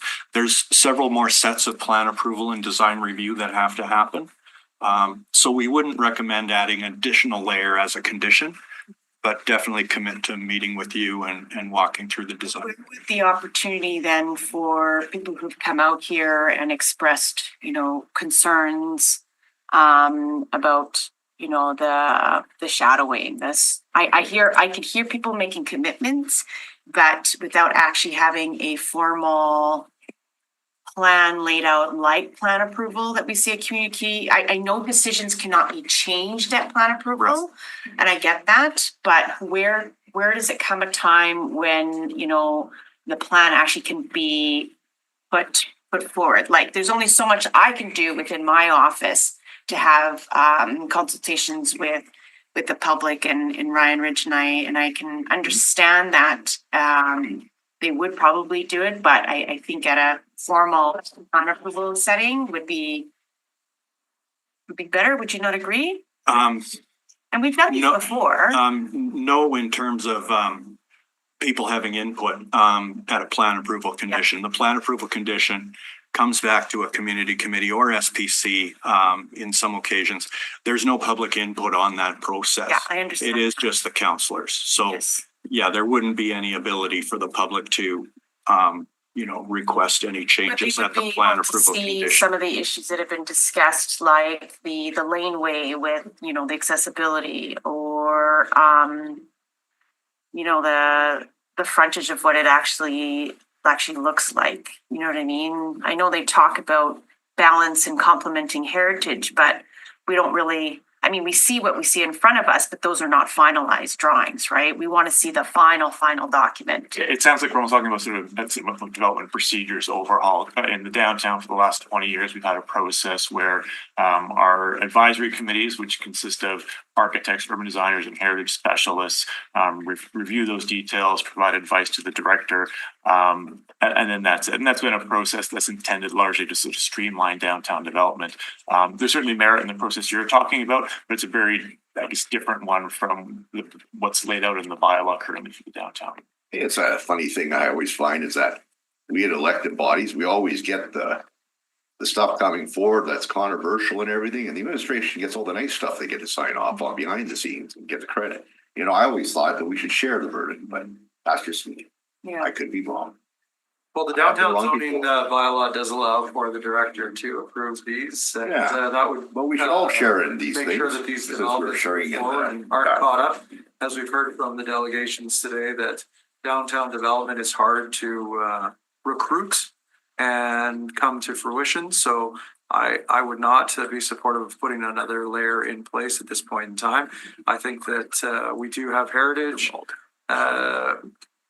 And we do have our planners that oversee these processes, and I would be disappointed if that communication and conversation didn't happen with the area councillor. That would be my expectation. Yeah, So- well, in the past, the conversations have not happened with other exchange district buildings. So I just gonna put my frustrations on the record that we've had this happen over in the East Exchange where we had a public hearing, things were approved, nothing came back, and I was out of the loop completely. So for me, like, I know it adds another layer, but residences have come to me, you know, complaining to me on certain issues that have happened in the exchange. I think the only best course, you know, is open and transparency. Like, I think there's an opportunity for the developer to come back. I'm just looking to the clerk for rebuttal. Who gets to come back and rebuttal? The appellant. The appellant, okay. So, yeah, so I just, you know, as area councillor, been here on the job for several years. I've done a few of these, and it's come to a point where I hear the frustration of the residences, and it's always seems to be the same frustration. They're not aware of what's happening in their community, right? And I know Ryan has done a great job, and I'm not trying to pick on him, but I think it comes to a point of time where I think if we had a plan approval at community committee, now you guys can vote however you want, but it's just a suggestion I'm putting out there. I would move it. I like, if the came to me was when I asked the applicant, do you object to that? Would you see a problem with it? He absolutely said, no, not at all. You know, plan approvals quick, done fast. So, We know that, and we That's know what this that to me the is the residents applicant. do not have an input. It's just a matter of keeping it open and transparent. And they never show up anyway, but it's nice to know they have that there in case they want it. Yeah, Mr. Beach? at least at the plan approval, they don't show up, and I get why. Yeah, I guess just a comment is Yeah, that do a good standing job. policy committee would be the delegated authority. So Technically, there is no community committee for downtown, Okay. Oh, plan approval here then. So- We're on the standing committee. This So is we're set. the- but again, whether that's, Sorry, the bylaw doesn't indicate that the director must approve urban design. review? yes, that's correct. I just mean in terms of other downtown decision making, they haven't gone to committee. Well, we may have a set of precedent, but we don't set precedents here because we don't follow that kind of tradition. So it could be contrary to the existing bylaw counselor that the bylaw dictates that the director makes the design review. And the commitment with public service to meet with you and the developers to go through the plans, that stands and we can do that. And as I said, plan approval conditions don't allow the public to have comment or make changes to plan approval anyway, which was one of your Well, that's concerns. not this. Would there be And some it's kind of 6 feet. commitment of a resident stakeholder engagement then of the final plans That's that are more being time. approved by the director? Better find a balanced approach here. Well, sometime I'll support you moving an amendment to have plan approval here. Yeah, but they said the bylaws can do that. We write the bylaws. No, we can do it Try here. not to complicate things. No, we're not breaking any bylaws by having the plan approval here. Yeah, but when we have our legal department in the room and they can point that out to me, I'll be happy to agree. In the meantime, they're not here. We're gonna always take a recess and consult with legal. I think that Maybe legal is here. we potentially open ourselves up if we're acting in contravention to the bylaw. I would like Issues legal down the to, road. I would like legal to come and show us the clause and interpret that accordingly. So I have to vote on this. Right, we can obviously discuss any changes at the part of this process where a motion is made, correct? So can we finish what we're the Sure. business at hand I'm and then? curious, Before the motion. if the motion's amended, does it go to EPC and then council? Does it stop here? Is this the delegated This authority is the here? final decision-making authority. Okay. Our suggestion would be that no condition be added that's in contravention of a bylaw. Sorry, say it again? Our suggestion would be that no condition is added which is in contravention of a bylaw. Depends on how the condition is worded. If it's worded this way, that we request of the director to assign the authority regarding but it's part of your authority, plan approval to this committee, then it's not in contradiction. She has the authority to do that. Okay, Mr. Reach, you have something in And then front you of call you. these. Yeah, through the chair to the councilors, I can read the clause in the downtown bylaw. It's 250 parentheses 1. all downtown Winnipeg development, redevelopment, expansion, demolition, or exterior alteration, including signs and murals visible from public right-of-ways or rivers, is subject to an urban design review and must be approved by the director prior to commencement. Urban design approval is required whether or not the proposal requires a building permit, development permit, variance order, conditional order, or other approval. So the language is must be approved by the director. Absolutely, but it doesn't prevent also this committee from stamping its approval on it. So the director approves, so we're living up to the bylaw. This committee approves. It's not in the bylaw, but we're not violating the bylaw either. Right? So I at this should have been on point, at this point in time, I'm prepared to move forward to the portion that we will make a motion. And if we need to take a brief break before any motions are made, we can do that. Madam Clerk, can you begin the process, please? So the appellant has the opportunity to speak in rebuttal to comments made, but no new information is permitted. So Gregory, if you're here. You don't have to speak. I You may. was promised. You know the not to bring process. evidence, my cottage. No, but I don't want to stop you either. Thank you. Please go ahead with your 5 minutes. Councillor Santos, I really appreciate what you just attempted to do. It's interesting to me that I'm a resident of one of the buildings that's directly going to be affected. If there's damage to that building long-term, and I'll be speaking to this in my next discussion as well, we are bearing the cost of that damage. And so it's a significant concern to me that Heritage Winnipeg Center Ventures seem to know a lot more about this project than we do. We were consulted by Mr. Ridge not that long ago. We've been consulted twice, but not that long ago. The documents that were provided were of such poor quality that we couldn't have any discussion that was serious. And we were told on several occasions, well, these aren't the current drawings. The engagement with the community, particularly the residents of the Exchange, came at the request of the residents of the Exchange, and it happened this past Monday. It was we organized on the Saturday to get people to attend to this meeting, which is actually quite helpful. Right now, my guesstimate, we have more residents of the Exchange in the gallery right now than we have otherwise, and so this is an important issue for us. And those are my comments. Okay. Thank you very much. There's no displays from the gallery. Please, thank you. Appreciate that very much. Though I would like to be at the Bomber game, we're not quite there yet. Madam Clerk. You're ready for motions? Okay, we will take a brief break here of 5 minutes for a health break, if those of you that need to do that, and we will reconvene promptly at 11:35. Thank you very much. Excuse me, I just need to. Yes, there it is. Yeah. Thank you and welcome back to the Standing Policy Committee on Property and Development for this June 11th, 2025. We're on item number 1 of appeal hearing. Do we have any movers? Just go to page. Okay, I move that the report of the Winnipeg Public Service be taken as read. All in favor? Aye.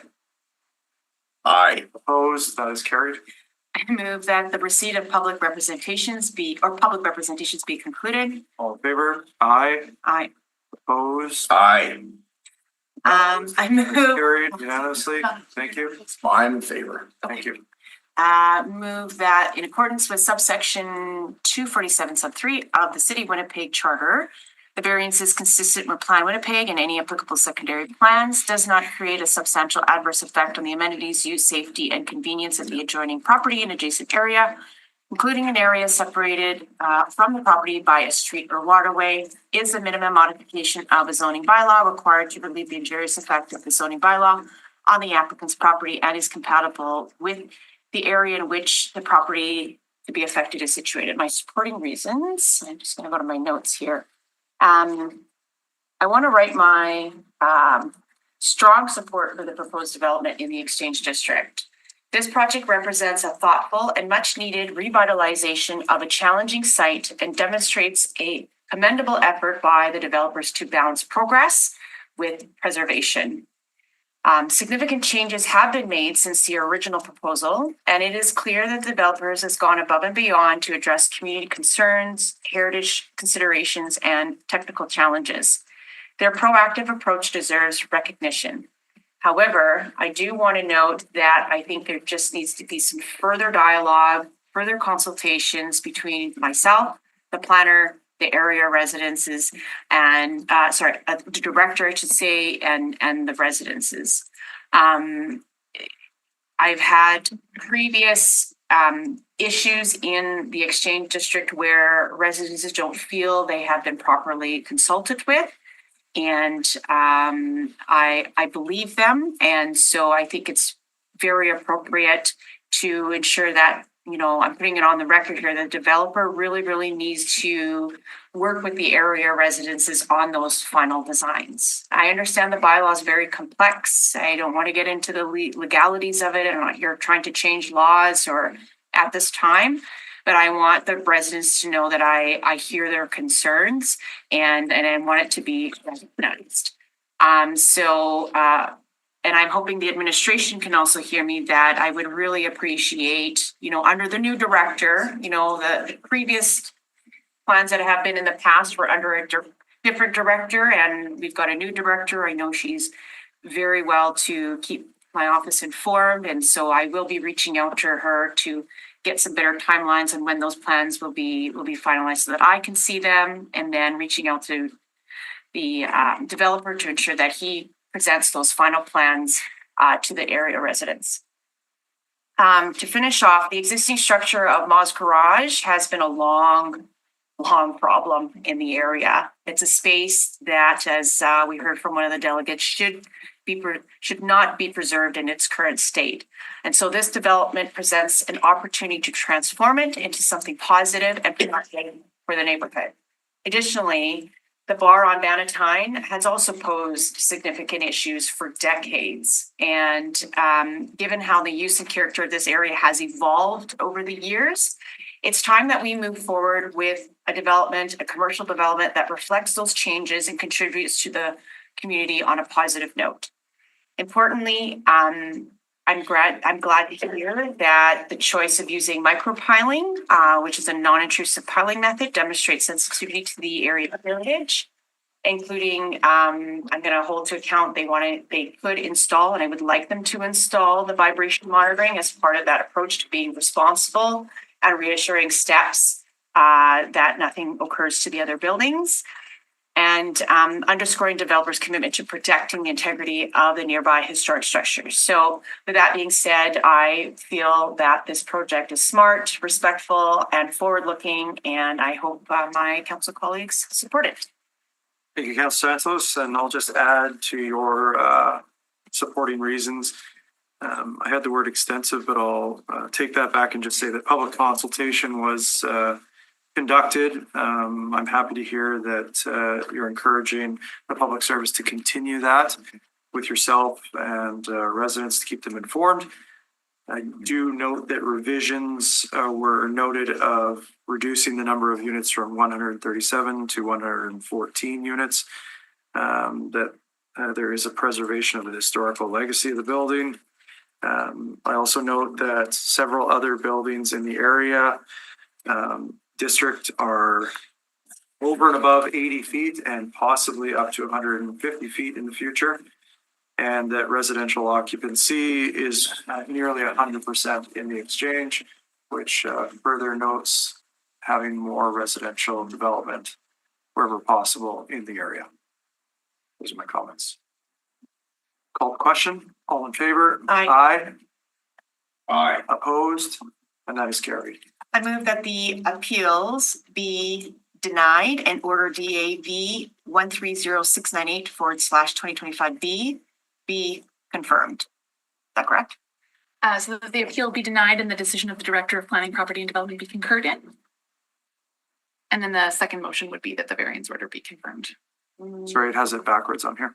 It has it backwards on here. On page 5. Okay. Oh, sorry, I'm sorry, councillors. Yes, so the So the appeal be order allowed, Be or sorry, confirmed. the appeal be denied and the order be confirmed. Yeah, that's what I said. That the Sorry. appeals be denied. Yep. Yeah, and the Good. order be confirmed. Thank you, Councillor Santos. We'll call the question. All in favor? Aye. Aye. Opposed? That is carried. And I move that the decision of the Director of Planning, Property and Development be concurred in. All in favor? Aye. Aye. Opposed? That is also carried. And I move that the public hearing with respect to these appeals be concluded. All in favor? Aye. Aye. Opposed? And that is also carried. Please note the committee has made a final decision on the variance, which is not subject to further appeal. Item number 2. Item 2 is an appeal under the Historical Resources Bylaw number 55 of 2014 at 291 Bannatyne Avenue. Please note communications were received in support of and in opposition to the appeal, which have been distributed to all members of the committee. Process the committee will follow is the same. The appellant will be heard first, followed by those in support of the appeal, those registered in opposition, and those registered for information. And finally, the appellant may return to speak in rebuttal to comments made. However, no new information is permitted. Thank you. A brief overview by the public service here, please. Sure, absolutely. On April 11th, a heritage permit was issued to approve the proposed 9-story rooftop addition to the Sanford Building and Moth Garage. The approval is limited to it's a partial approval limited to the overall massing of the 9-story addition, which includes height, setbacks, and general bulk. The Public Service, in consultation with the Historical Buildings and Resources Committee, works closely with applicants to help designs evolve in a manner that's consistent with the council adopted standards and guidelines for historical places. The current proposal went through that collaborative process and improvements were certainly made. The HBRC, however, the Historical Buildings Committee, is of the view that the overall scale and massing of the addition still failed to be subordinate to the listed elements as required by the standards and guidelines. The Public Service undertakes its own review and noted that the subordination it's not merely a question of size. Other factors, many of which would be fleshed out as the design work continues, can mitigate the impacts of the addition. A separate heritage permit will still be required for the design of the facades, for the new addition and other construction details once construction drawings are complete. Due to this difference in interpretation and application of those standards and guidelines, a public notice was posted indicating the Public Service decision. One appeal was filed against the heritage permit. The Public Service recommends that the appeal be denied and that the decision of the director be upheld. This project, as has been discussed, proposes the restoration and rehabilitation of the character defining facades of each building, which contribute to the historical streetscape of the Exchange District. And as we know, Moss Garage has some visible signs of deterioration. So the project represents a valuable opportunity to help these buildings avoid demolition by neglect and as much needed housing. Thank you. Comment here, Councillor Wyatt. Yeah, I'm just curious, the reading the report attached, I understand we kind of, will, shorten the title of something in terms of how we speak to it or refer to it like a place that is very familiar in a community. I'm just wondering, in terms of the Historical Buildings and Resources Committee formal report, I'm curious why they refer to it as Moz Garage instead of what it technically is referred to as the JWMAW and Company Garage, because technically that is the name. Now, Moz Garage is the lingo we say on the street, but this is a formal report. It really should be the proper name. I would not want to upset Jay Ma, whoever he is, and wherever, I'm sure he's up there somewhere now, but anyway, could we amend the report so that it actually, I don't know, or they can amend it on their own, so it's historically accurate for historical building. You mean the historical background report on the building? Right, yeah, like it's not my place to amend the report, but. Yeah, some of those reports are very old and definitely weren't being updated. Yeah, okay, so this was done in 85, that report, and there was an update in 2005, okay.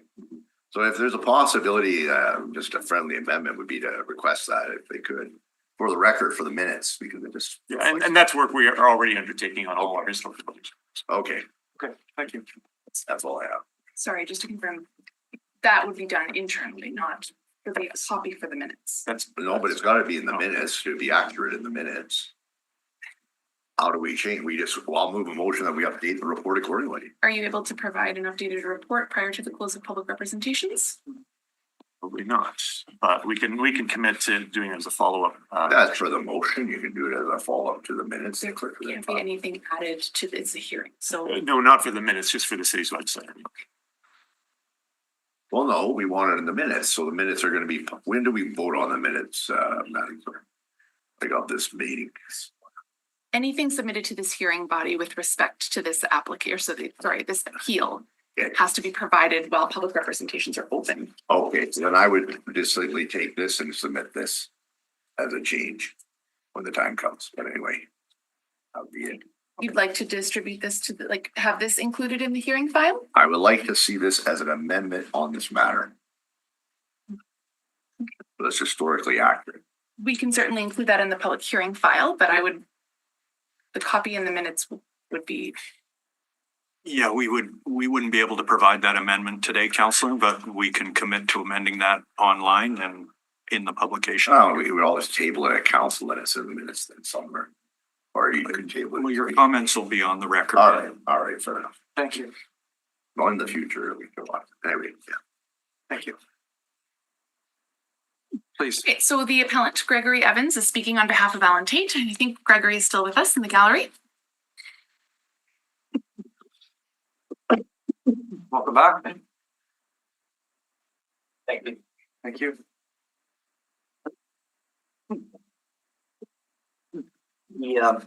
The issue of the variance with respect to the height and the issue with respect to the rejection of the HBRC's recommendations are intrinsically intertwined, and we've dealt with a number of the issues that I was going to speak to. So I'm going to limit my comments to one specific area, and that's potential harm to the existing historical buildings. As I indicated earlier, I'm a lawyer. I have no technical expertise in architecture or construction. What I've learned is that water is fatal to foundations, and our concern from the travelers buildings perspective is we are going to have exposed foundation. In conversations with Mr. Sawatsky has indicated that the excavation for the underground parking is going to happen all under the roof of Moz Garage. For those of you who haven't had the pleasure of being in Moz Garage, if it's raining outside, you leave Moz Garage to get dry. I am very concerned about the idea that somehow that roof is going to provide any coverage whatsoever in terms of water entering into affecting our foundation. If for whatever reason the micropiles are not used, there's going to be drilling that's going to have vibratory effects on the structure of our condominium project. That's a concern for us as well. We're concerned with any disruption of the soil in terms of its impact currently, our short-term impact and its long-term impact. And what I alluded to earlier in my comments was the idea that our foundation may not appear affected for in the immediate construction phase. It may not appear affected 2 or 3 years later, but 10 years later, it could have had a deleterious effect on the building. And then by then, whatever corporation's been set up to deal with this building will no longer be in existence, and the remediation of our building will fall on the residents of the the building, and we of course do not share in any profits that the new project is going to make. So it's an out-of-pocket expense for unit holders. With respect to 121 Princess, there's a significant concern with the snow load issue with respect to the much taller building that's going to be beside it.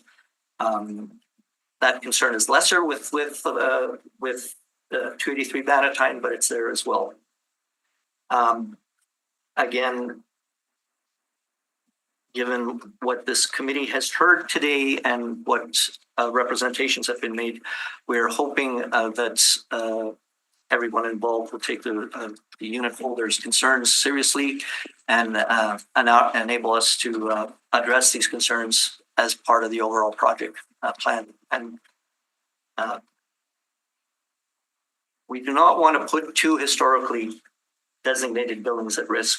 And we for sure don't want to see a business like Clementine's, for whatever reason, have to leave the exchange.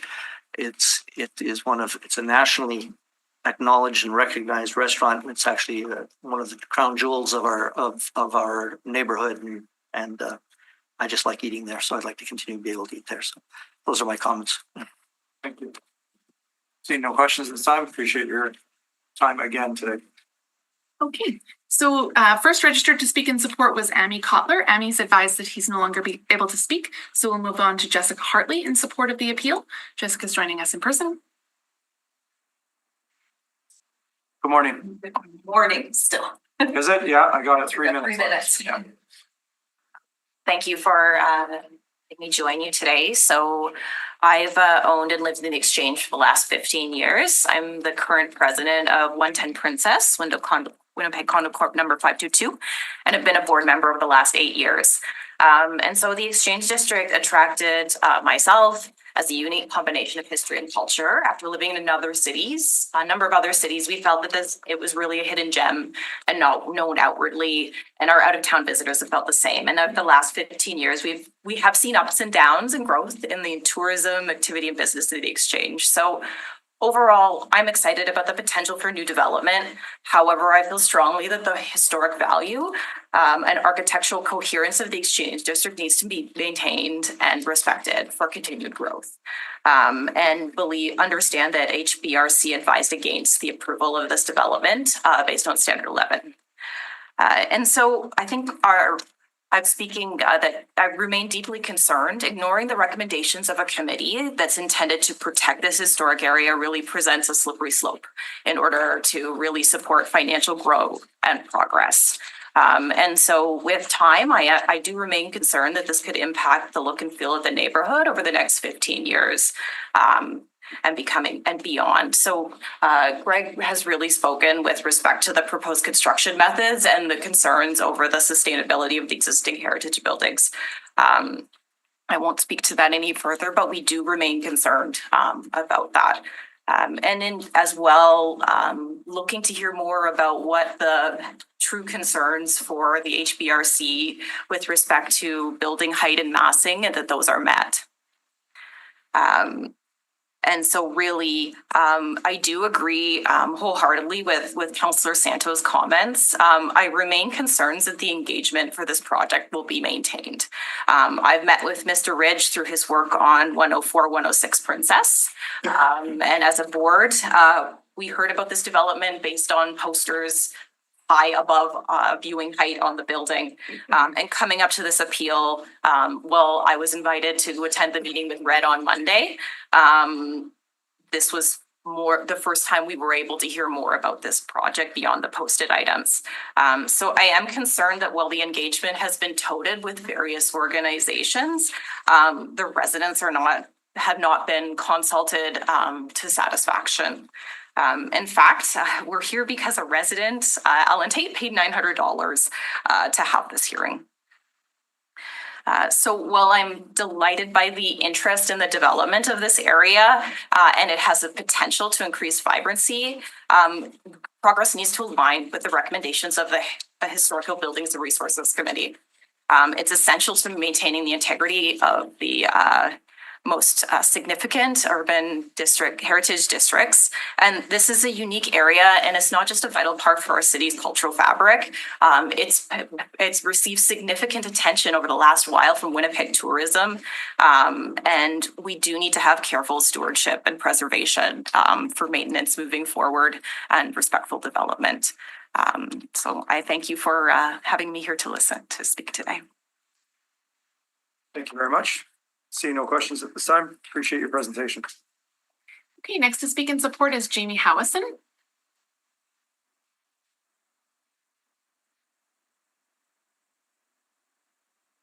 Good afternoon. Good afternoon. And thank you for your hospitality here today. Councillor Santos, I very much appreciate you insisting that residents be brought into the loop of conversation. Like Jessica, I am a resident and an owner at 110 Princess Street and a member of the board. There were at the beginning of the morning 4 of us here from 110 Princess. One has had to leave already, but the interest is there from residents of the neighborhood. we did quite early in the process as a board have a conversation with Mr. This goes back several years when this was very much in the formative stages for him. And we were pleased to be invited into that conversation and then heard nothing until the variant signs were posted on the street, as Jessica says, too high, in fact, to be read by the average pedestrian. The bottom was at 6 or 8 feet. I raised that with the city. They agreed that there was a problem. The signs were reposted with a extension in the date. And that extension's allowed us to at least have a little bit more conversation around these matters, to hear one another out. But we don't feel that we were actually, as residents, invited into the conversation by the developers. If this does move forward, and it may well, and in fact, I would love to see something happen in that site because Ma's Garage, as it currently stands, has been problematic for local residents. Would love to see it move forward. Some development move forward. But I would say, given the Travelers Building and the condominium building just to the north of Ma's Garage, the city should require the developer to take out an irrevocable bond for making good on any damage to the foundations of those two buildings and other surrounding buildings. Such damage is entirely possible, given the age and the foundation structure of those buildings. The developer should also be required to undertake and pay the full cost of monitoring of damage to adjacent buildings. Now, this is hardly unknown in our district. We do have the example of the Thomas Scott Memorial Orange Lodge. And problematic as Mr. Scott may have been, it was still a valued building, built in 1902, formerly located in 216 Princess Street, which had to be demolished in 2020 after having been rendered structurally unstable by the excavation of a new building in the adjacent lot. Now, the engineer for this project has assured us that such undermining would not happen with the micropiling, but it's important to yet be monitored. We also have the matter of the building at 288 William Avenue, formerly occupied by Miss Brown's Hot Press Sandwich and Coffee Corporation, which was forced to vacate in early 2021 when the building was deemed to be structurally problematic. It has thankfully been able to be saved and is currently on the market after a very extensive and costly renovation. So it's important, I think, that the developer take steps to make sure something like this does not happen to valued residential buildings in the neighborhood. Finally, on a related note, I believe the city should take measures to ensure protection of existing street trees on Princess Street and Bannatyne Avenue, to ensure that new street trees are planted with ample soil volumes on both frontages.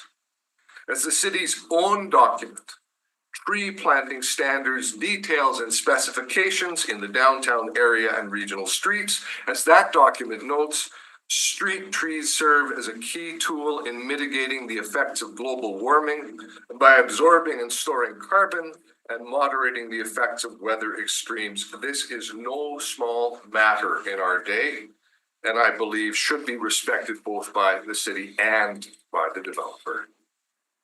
Thank you. Councilor Santos? Thank you for coming out. To do your presentation. It was very thoughtful. I really appreciate about the comments about monitoring. I disagree with you on that respect. But just out of curiosity, you said you lived at 110 Princess Street, and I believe, and I don't know if you were there at the time when the structural, I'm just looking on Google, I think it's 109 Princess Street. There was definitely some structural issues there.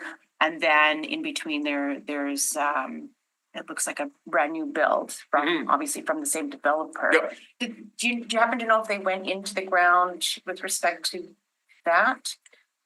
Were you living? in I the was building? living there. I'm not entirely sure if they did, there was a building in that spot that was demolished and then the new infill, but Yeah, but would you say I that believe we have somebody here who could answer that. who lived during that time when that occurred? I guess I'm just looking for examples. Actually, the because- architect of that building is here. Oh, but I don't know if they're speaking. When? Oh, it's not, okay, the next, so then my question would be, if you cannot answer it, maybe the next Yeah. speaker can answer, like. Yeah.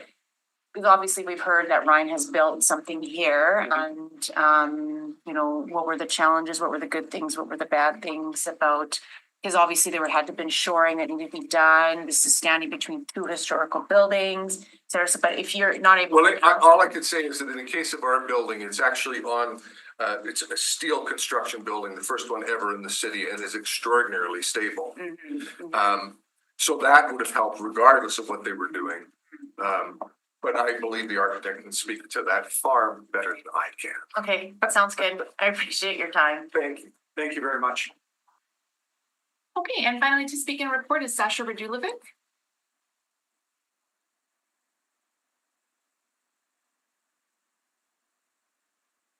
Good afternoon, councillors. Good afternoon. Curtis, James. Burke. Thank you for allowing me the opportunity to speak.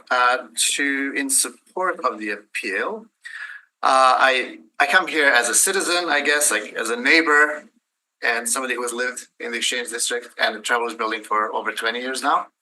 So I've got some knowledge, and as it just transpired, somebody who's worked on 104, 108 Princess, I'll provide the answers to Councillor Santos when we get to that.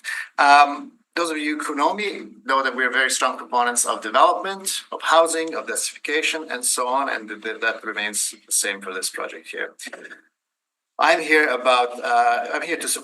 to speak in support of the appeal against the overruling of HBRC's recommendation.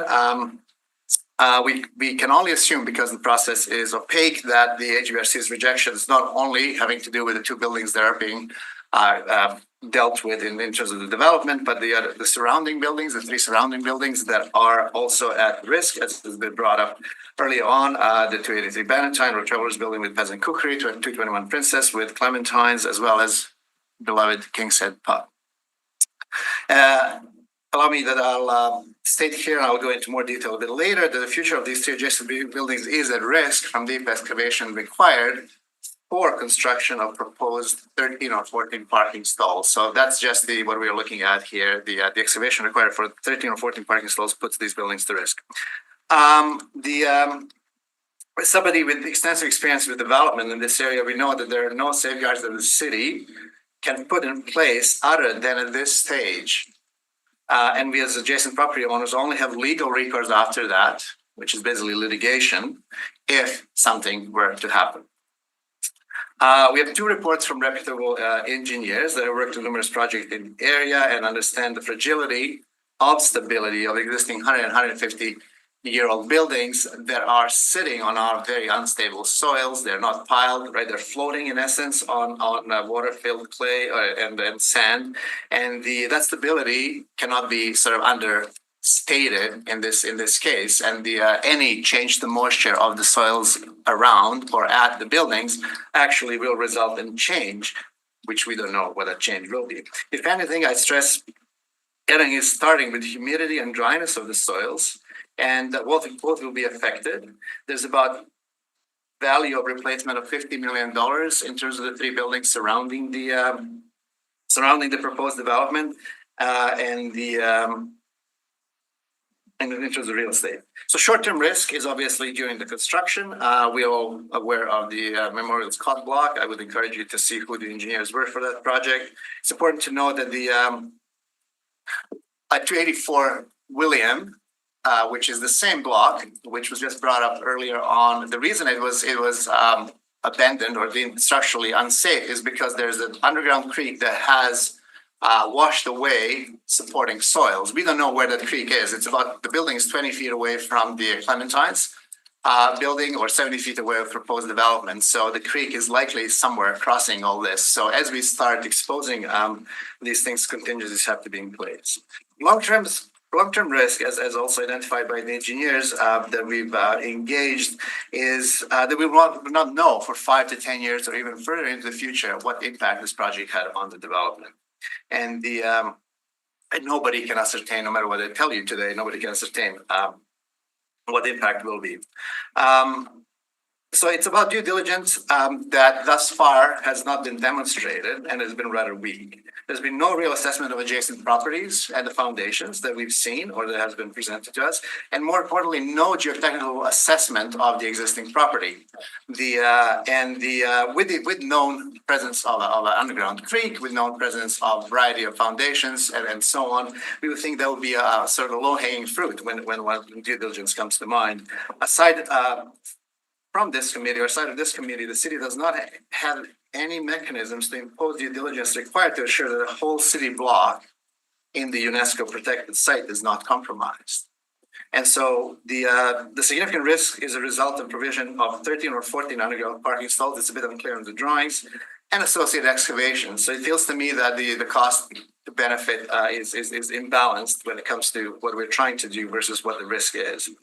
Neither of the two adjacent residential buildings have parking provisions. So Travelers Building or 221 Princess have no parking, and neither does the one that's kitty corner, which is the penthouse lots. So neither one of these three buildings, and there's a total of I think close to 150 streets in between these. There's no. I'm ending right here. So there's no parking there. So the requirement for parking is purely financial in this case. Can I have 2 more minutes? Sure, I'll move a motion to minutes. Thank you. All in favor? Aye. So what we ask this committee is to put certain contingencies on the approval of grant that's granted today, or delay approval until the adequate due diligence is completed. So I have 5 points to make. 1, comprehensive geotechnical research of the land and thorough condition review and reports on foundations of all 5 buildings that have sort of intertwined impact on each other. 2, on the site, 3 surrounding. The enforceable commitment to using micropiles. Let me say here, the micropiles have not been used in Manitoba. And once the full cost of the project is known, which we're still in preliminary stages, this can only be seen as a good intention at the moment and not something that's certain. So I've certainly been part of the projects where the intentions were good at the beginning, but once the numbers arrive, then we have to switch gears and so on. This also does apply to the proposed finishes of the building and which are very expensive and very formidable and notable. However, those might also have to be changed once the actual costing is performed on the building. Number 4, enforceable commitment to place surety bond or some sort of a mechanism on short and long-term damage on all the 3 buildings surrounding the development. And then at this point, I probably should bring to the front that the city as well as developers would be complicit if something were to happen because of the approvals they were given without adequate due diligence. And lastly, to eliminate underground parking requiring deep excavations, which would alleviate some significant amount of the concerns that we have. Thank you very much. Thank you. Then, yeah, so I have a Councilor question. Santos, Yes. question? My original question with the previous delegate, can you provide an answer? Yes, so the building that's addressed 108 Princess, so 104 is the corner, Fairchild Lot is 110, is that right? Yes. Yeah, so 108 would be the one in between. It was originally a twin building to the one at the corner, so they look the same, the foundations were the same, and it was built for 6-story. Foundations were built for 6-story. Before we could promise to the client, in this case, Ryan was part of the client group, we've had to do geotechnical investigations and open up the foundations to understand the scale of the footings and so on to confirm that in current design requirements, structural design requirements, we could actually rebuild what was there before. It was very much borderline. It was right at where our engineers felt comfortable with it. We were not excavating aside from, I think was excavated maybe a foot down just to get a bit more headroom space, but significant precautions were taken in order to make sure that does not compromise the 2 buildings that are under construction and the building. But we're only excavating that much, as you can imagine, as opposed to the full floor, which then certainly exposes the other foundations, etc. And so that was all done effectively and efficiently and safely, and hasn't really changed the And it was all within the building, so they did not affect the hydrological, I guess, conditions of the soil. I appreciate that history. Yeah. Thank you. No other questions. Okay. Thank you. Thank you. Okay. We have no one else registered in support of the appeal, just checking that no one else in the gallery wishes to speak in support of this appeal. So we'll move on to those in opposition. First is Ryan Ridge, who's joining us via Zoom. Hi, Ryan. You have up to 5 minutes for your presentation. Good afternoon again. Thank you, councillors, city members for helping us to get further clarification to the supported permit here for 291 Bannatyne. As mentioned earlier, with the engagement that we had done to date, unfortunately, it's been noted today. I just wanted to highlight or state the obvious that we obviously haven't captured every single individual within the community, and will continue to do so throughout the course of just engaging the community and creating some notice for those, whether it be working with RED and say providing some updates to them so they can distribute to the stakeholders within the community, or whatever is the appropriate sort of conduit, if I may, with that, perhaps Councillor Santos, with Hazel Boris, whatever that, I'll leave that to how we want to coordinate some of that off another time slot perhaps. But as well, I just wanted to touch on some other points about the concerns about the disruption of the surrounding community, heritage sensitive buildings. Absolutely valid and completely something that we definitely have zero aspirations for it to occur, which would again involving extensive engagement from the appropriate engineers, soil engineering, etc. Shoring and piling engineers, structural engineers, what have you, that will be involved in with the appropriate steps that need to be taken so that everything is thoroughly checked and designed in accordance. With that, also under any sort of development, it's called a wrap-up insurance policy that occurs during the course of construction that actually does carry forward for 2 years past the end date of construction when occupancy begins to occur within the building, which covers the surrounding community within the wrap-up policy. Definitely, again, I understood there was some concerns that go beyond the 2-year window, which, I know Sasha was mentioning bonding and such, but those are items that, can obviously be quite costly, but something that typically would go far beyond the scope of what we've experienced and been discussed within the industry, but open to discussing that further with the community just to kind of create some further knowledge. I'm not going to touch too much on the structural components of the concerns and stuff. Again, Kurt Sawatsky will be speaking to that, and Jamie perhaps will as well be noting some of the architectural components that will tie in to give hopefully some additional clarity and confidence to everybody. Some other items in which I had noticed that the monitoring, happy to do the monitoring. That's something that for everyone's peace of mind during the course of the micropiling, that is something that, again, we are going to be moving forward regardless of Sasha's reservation with that, but to support this particular project, regardless if it's going to be the potential first one or not, that's not going to stop me from being the first versus not something that's necessarily a bad thing. As well as the parking comments of zero parking at the other developments, to me that's a disadvantage. And from this is something that again it's a first come first serve. It's not just something that's going to be solely parking only available to tenants. It's going to be to the community as a whole. And we're going to do everything we can to maximize the best, most safest amount of parking that we can tolerate within Ma Garage or Joseph Ma's garage, but further would, if anything, respect and emulate the history of that. And to your point there, Councillor Wyatt, if I may, happy to align any sort of naming of it, either the Ma Garage, Joseph Ma Garage there, as well as Sanford Building, to that of any historical accuracy or significance for either setting. Happy to do that. That's if anything, a tribute further to what we're all doing here for supporting and preserving these key historical buildings. I had other comments that I could go into on other details what the council would like to hear about when it came to the actual historical parts of which we working with HBRC. I have multiple bullet points that I could touch on if the councillors would like to hear anything additional than what I perhaps had mentioned with Mrs. Councillor Santos when we had spoken on the prior meeting, or do we feel like would you like any more additional details on that? Am I able to ask that during my? I'll just let you know you have 35 seconds left in your presentation. Yeah, again, I hear everyone's comments. I understand what they're saying. I think it's appropriate to hear from specifically the engineers, which again, Kurt Sawatsky will speak to when it comes to the critical elements on the excavation and stuff that he could speak lightly on as a structural engineer, and more so the construction components of the shadow effects and snow loading and all those elements which we know are very critical, and for the preservation and concerns of which everyone is bringing forward, which again are 100% on our radar and have been all along, and we've realized all along, because this is not our first project that we've done. Myself and definitely from Kurt Sawatsky's standpoint, he has done a gamut of them over the years, and so with our combined team, which we've had to receive some comments and compliments on, thankfully from today, we can plan to continue to do that right to the end.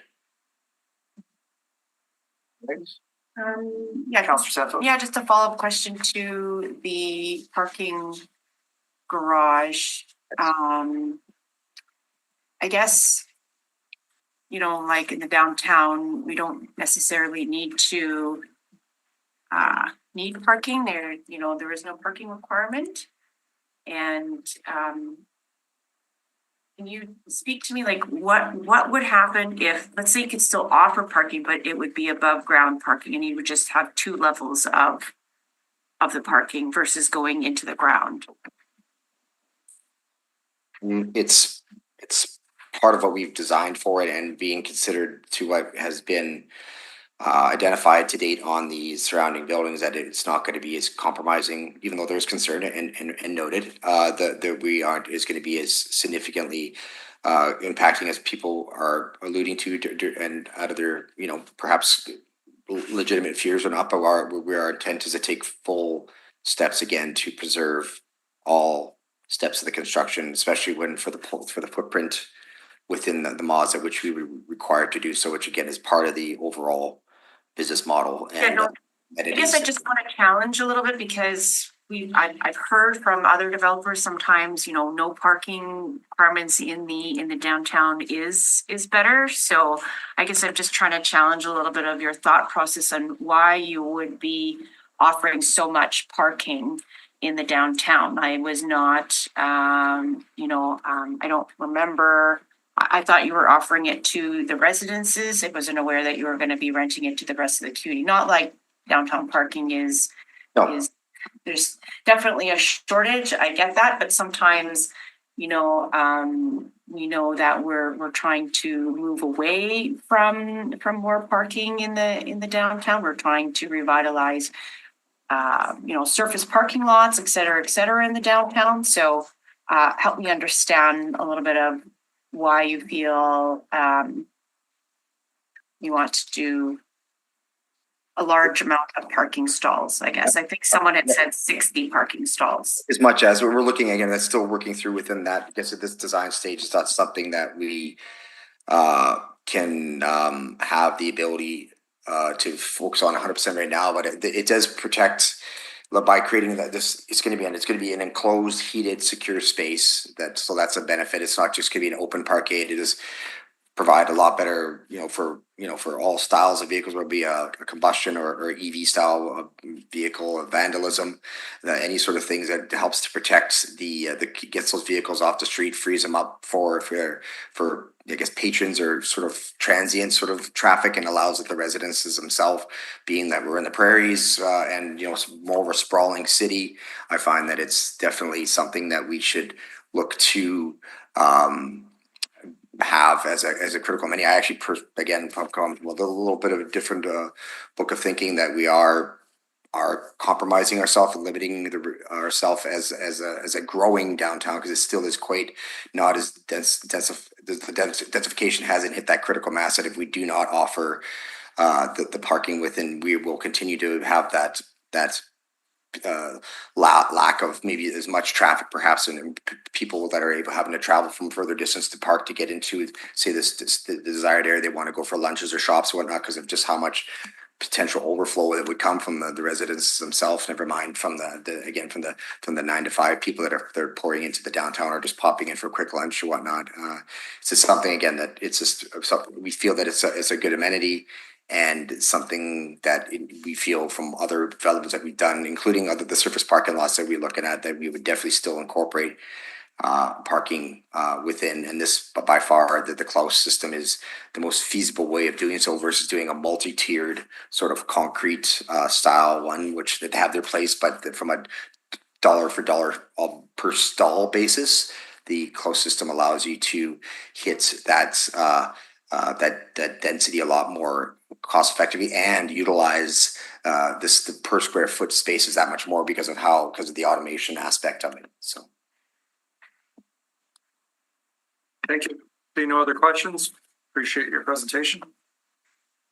Next is Jamie Stryland, speaking in opposition to the appeal. Jamie's joining us via Zoom today. Hi again, everyone. 5 minutes for your presentation. Thank you. I'm just going to speak a little bit more to the concerns about the standards and guidelines again, and the conservation of the heritage and the character defining elements. So specifically on section 11, that was talked about, standard 11, which states that to conserve the heritage value and character defining elements when creating new additions to an historic place or any related new construction, make the new work physically and visually compatible with subordinate to yet distinguishable from the historic process. I think part of the thing to really talk about and understand is the definition of subordination. And really, when we talk about that, it's not the fact that subordination is a question of size. It's really something like a small, ill-conceived design could adversely affect a historic place more than a large, well-designed addition. The addition is subservient to the historic place in that ours does not detract from the original buildings. It does not affect the original buildings, and it does not impair the preservation of the original buildings. And also in terms of, we're talking about materials and finishes and stuff like that. It's important to note, like, this is a partial heritage permit with the caveat that a final heritage permit still needs to be applied for at the development permit stage and the building permit stage. So when we're talking about materials and the fears of changing materials and stuff, like, that is all stuff that's still in control with the city. It is still ongoing discussions. We're not here to pull a bait and switch on anybody. We want to be very culturally sensitive and appropriate in the area. So while I know sometimes people say things and do other things, our intention here really is not to do that. And we're not really getting around that by what has been approved at this time. There is still safety checks to alleviate potentially some of the concerns in the future. So that's all I have to say. If there's any questions. No questions. Thank you very much. Thanks. And then Curtis Sawatsky, speaking in opposition to these appeal. Curtis is joining us via Zoom. Hi, Curtis. Hello, can you hear me? Yep. All right, yeah, I appreciate your time again today. It's like deja vu all over again. Yeah, I understand the concerns our learned friends had mentioned. Some of the, just to get to more refined details, there are some salient facts that we have to consider. Number one, the Stanford building was a 66-foot high heavy building. It's a 14-foot building now. So the large part of the building came down in a fire in 1941. That foundation is way over designed for the building it is right now. You could build a 66-foot building on that foundation. So there's a little bit of a smoke and mirrors here about the capacities and these certain things. The reality and the beauty of this is we're not putting any new load on the existing building at all. We're not bearing any structural elements, no components whatsoever on existing footings. We're not changing the pressure regime. We're not imposing extra load that would consolidate or densify the soil below, which would cause settlement of the existing buildings. We're bearing them on micropiles, which are on bedrock 60 feet deep. So they're two totally independent systems. The rigorous engineering has yet to happen. The developer has not purchased this building. Soil engineers are lined up for the project. It's about $40,000 to drill some test holes. It doesn't make sense to do that until the building is purchased. It can't be purchased until we have an appeal that's not upheld. So it doesn't make sense to, it doesn't mean that those things won't happen. On every single project, these things are done on every single one. Nothing's approved until the city structural plan examiner approves everything that's proposed, backed up by a site-specific geotechnical engineering report, backed up by stamped site-specific shoring designs as needed. The piling engineer, the soil engineer is on full-time during the entire piling process. The soil engineer of record is on site full-time throughout that entire process, monitoring to make sure that the piles get installed properly. Again, we're not changing the loading regime under the footings. We're drilling a 12-inch hole, whatever, every 10, 12, 15 feet, and they're putting a steel surface casing in immediately. So we're not affecting the soil bearing conditions at the surface.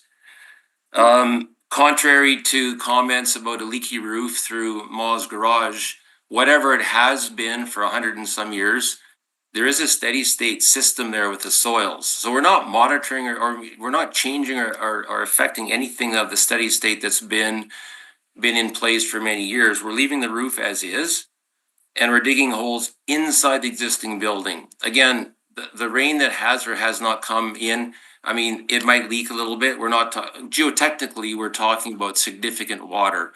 This isn't the concern at this particular point. We aren't removing the roof. We're not digging big holes where water's going to pond in big holes. The roof is being kept in place while the work goes on.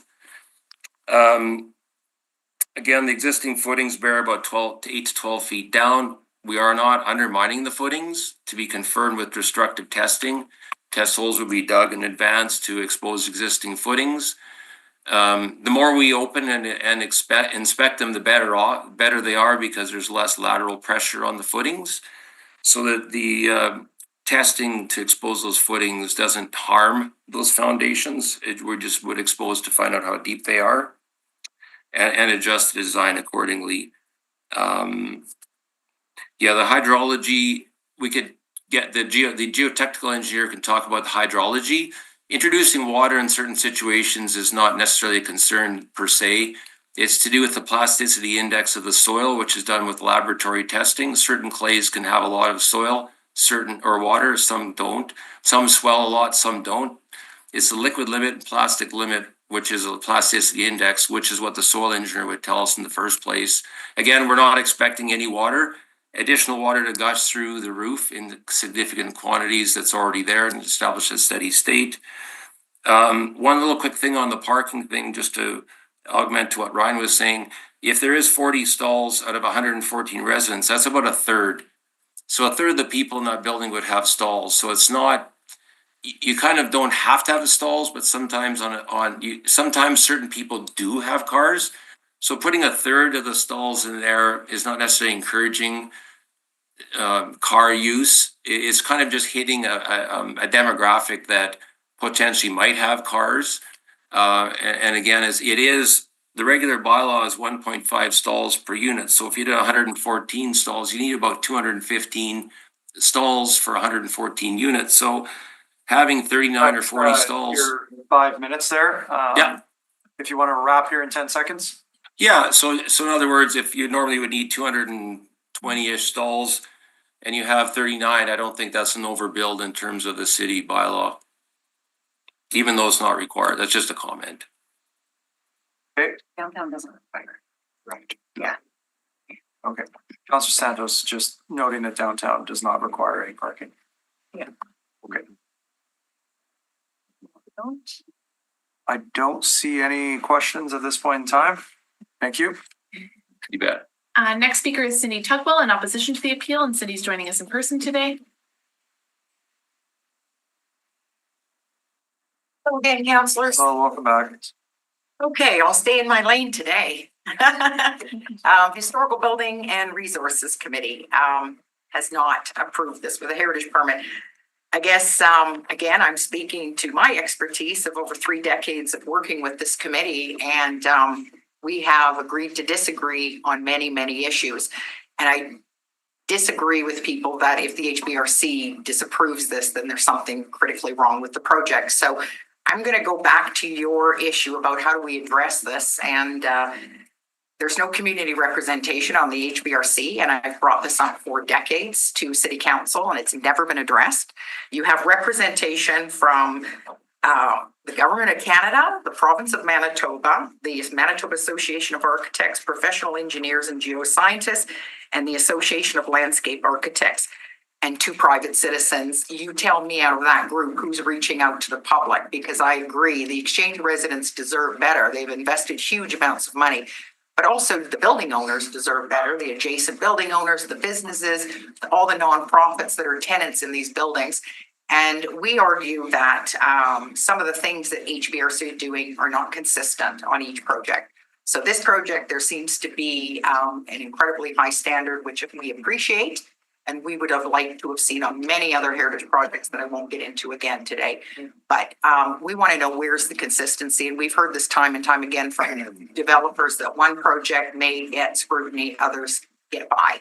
And we're wondering, to your point, Councillor Santos, if this stage is already a fait accompli, even if there is public input, nothing can be changed. So I would argue, if you want to put some value and resources in this inconsistency, is where's the oversight? There's a project, a small little building on Bannatyne right now.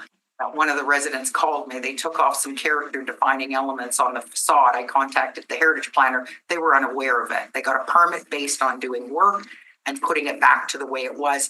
Time and time again, we're seeing renderings, they're approved, and things not being consistent and done.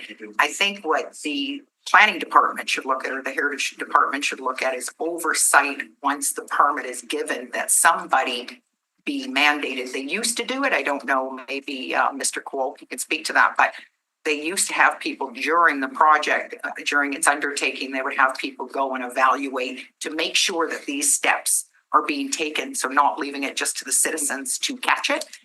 These are very important character defining elements on this building that have been removed, and we hope that they haven't been removed permanently. So in summation, to give resolve to some of this, we have asked many, many times. We were the ones that brought the residents of the Exchange together on Monday night. We were the ones that reached out to say that they deserved to be told what was going on long before this meeting. And as you know, we're in the same boat, usually 48 to 72 hours before the agenda, we're finding out what's going on. And you cannot make critical comments about an amazing multi-million-dollar project without all the facts. And we refuse to do that with all the facts. And I find a lot of the residents and people who live and work in the Exchange, we're not getting a lot of the facts before these hearings. And it's wasting a lot of the developers' times. It's wasting a lot of the city's times, taxpayers' dollars. So I would argue, where's the oversight when the project and the heritage permit are approved to make sure that those developers are held to that standard that you're approving the permit with? But moreover, the Historical Buildings and Resources Committee has no community representation. There is no conduit on this committee that is going to reach out to stakeholders and to any other outside of public open house. No stakeholders, not just residents, but people who work in the area are very valuable too, also in supporting these buildings. And residents, again, make a huge commitment monetarily to live in this area.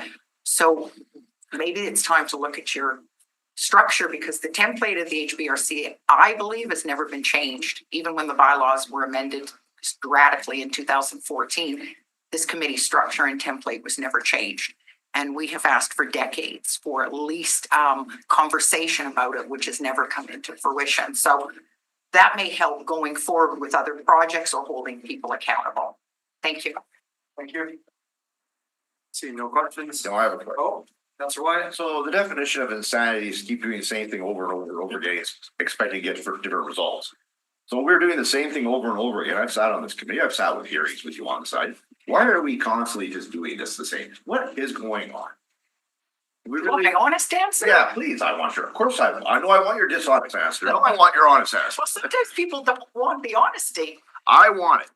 Honesty's hard. The city, That is the does, best the thing. Heritage Super Department hard. does not want Heritage Winnipeg overseeing and being that conduit to the public, because there'll be scrutiny. Repeat the start again, I missed it. What was it? Okay. They do not Who want. does, who's they? Going forward, counselors, we tried to get on the HCD for the Crescent Wood. It was approved by one of the counselors and then knocked down by public service, saying there was conflict of interest of Heritage Winnipeg was a committee member of the Crescent Wood HCD.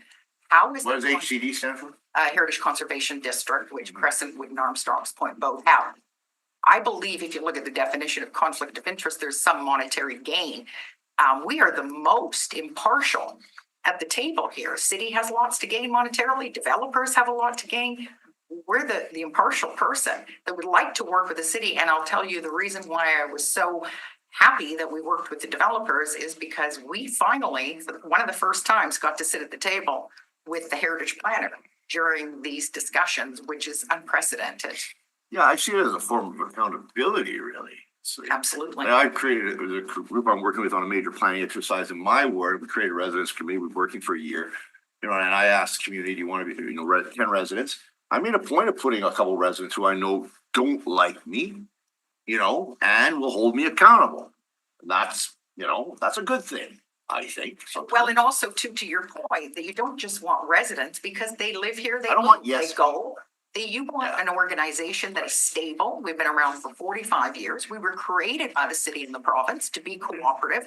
Right. It's a no-brainer that at least you're not having people leave, move out of the area, but you're having the expertise, the consultation where we're not making the decisions, but we're one of the individuals accountable. Okay, let me ask this question. How often do you think, like at the end of the day, it's a question of money sometimes with these heritage buildings. And if we have the money to do what we need to do, maybe this wouldn't be an issue at all.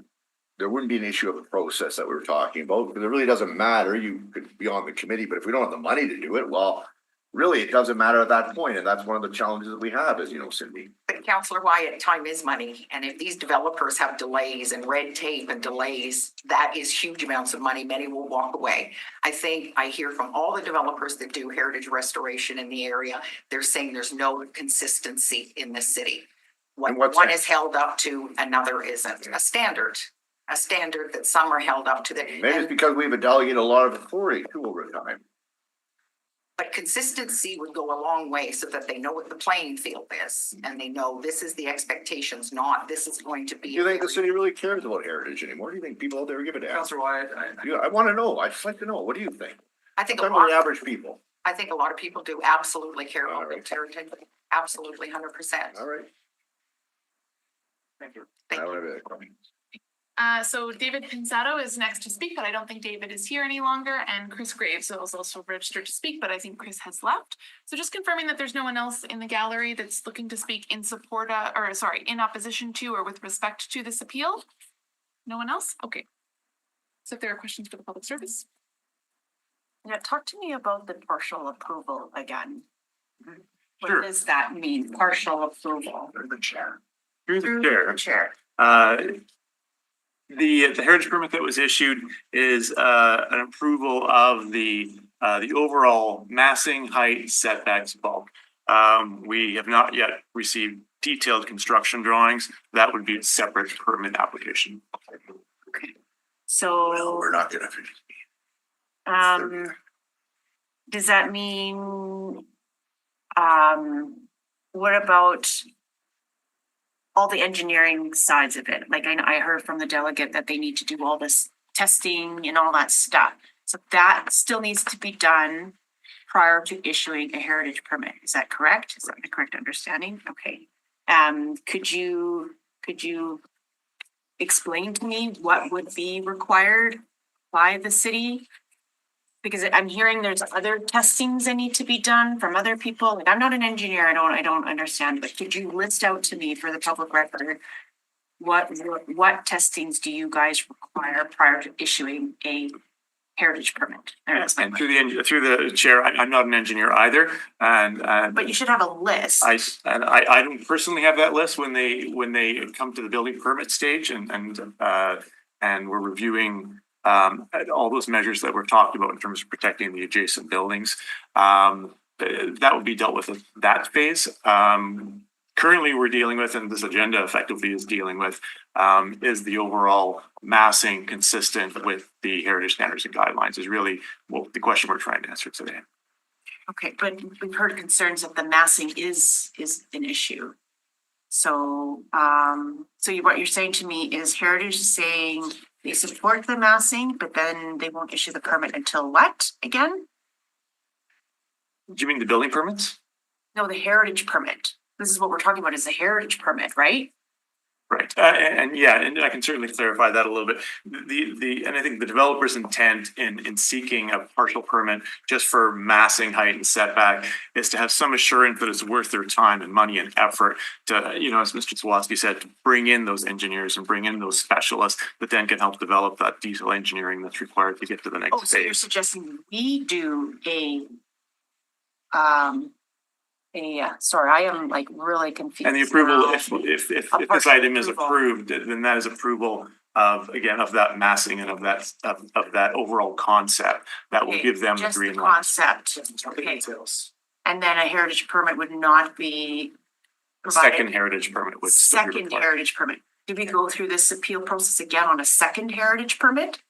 Not if details received are satisfactory to the department. And that involves obviously a heritage review, but certainly also the engineering and architectural review that would be done by the plan examination office. Okay, so say that again. Okay, Today, we're here on the massing height setback. They will have to have another permit, which is under heritage designation, for all the other details, the more finite micro details. And just, yeah, to clarify, if the city is unsatisfied that they either for structural reasons, or engineering reasons, or that the details somehow now still compromise the heritage objectives, and the city rejects it, then the applicant will have the right to appeal that decision. okay. So they do have the right to appeal the rejection of the second permit.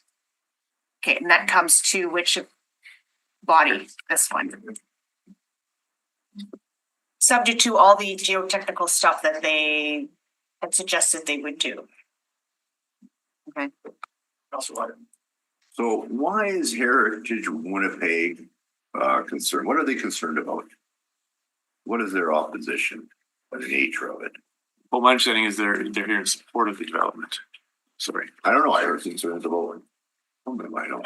Yeah, but you know, and as Councillor Santos indicated, there was maybe some concerns about the level of engagement with the residents, which is fair.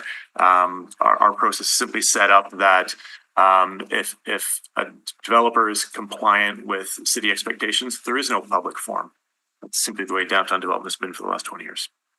That kind of contrary, I don't mean to contradict you, Chris, but I mean, it's contrary to what we've been told our courage to do in almost every front, and we do stuff in our ward, at least in my ward. I mean, you know, we consult when consulting may not even be necessary. I've consulted about little patches of active transportation being added into the community. I don't know, I guess it's a question of what you consult on, but so is Heritage Winnipeg in support of this? All right. So then what are we talking about right now? Why are we not moving motions? Oh, I was trying to get a better understanding of the partial If you'd like permit. to wrap things up here, Councillor Moyer, we can. All right, I'm done. Okay, great. Clerk? Okay, so the appellant has the opportunity to speak in rebuttal to comments made, but no new information is permitted. So Gregory Evans, if you wish to speak in rebuttal, no? I just have a question of you, Gregory. Mr. Evans? Mr. Evans, I apologize, right? When I have the same hair, so can I ask, and this is not new information because I raised it earlier. Are you getting a TIF right now? Am I getting Are you been offered a Heritage TIF, tax increment financing? Nope. For the project? No? Nope. Okay, and is that something that would be benefit, you know? Appellant. Oh, you're, I'm the appellant, oh, I'm sorry, I'm asking the wrong guy. Okay, all right, I take that back. Yeah. so I don't get my tips. No, I'll give you a tip. Brush your teeth after every meal, but all right. All right, let's carry on. Thank you. Yes, I wanted the applicant. Committee is ready for motions. Yeah. All right. Yeah. Well, then you gotta get the applicant a tip. Right. Okay, hold on.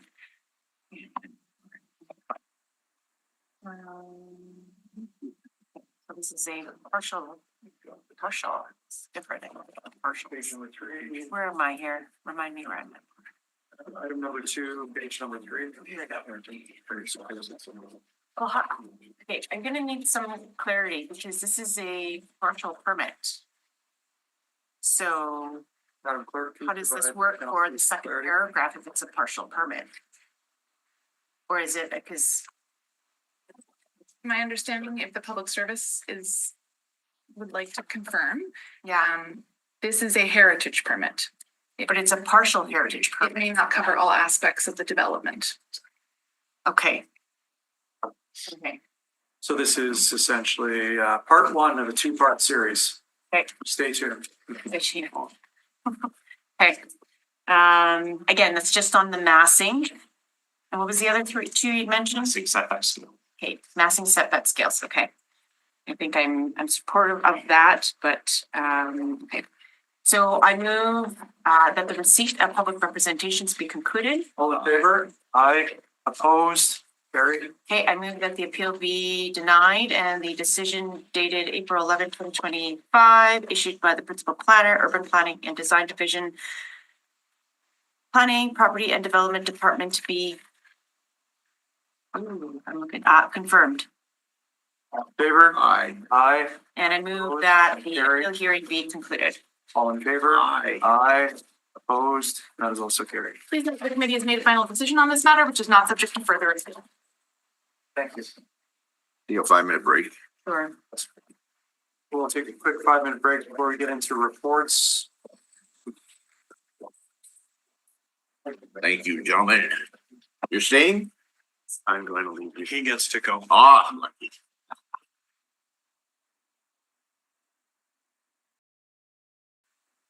Welcome back to the Standing Policy Committee on Property and Development.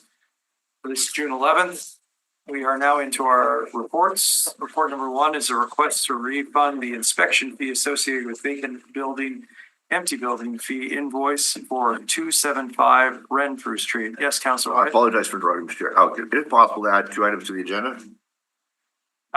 Can we add new business at the end of the? Sure, Okay, absolutely. go ahead. Okay. We'll have a brief overview from the public service. Good afternoon, Chair, councilors and colleagues. My name is Corey Burgess. I'm the Acting Administrative Coordinator of Bylaw Enforcement Operations for Licensing and Bylaw Enforcement. LBE is the division responsible for enforcement of vacant buildings bylaw. I will be joined today on Zoom by Michael Tran, the Acting Enforcement Coordinator for the Vacant Buildings Bylaw.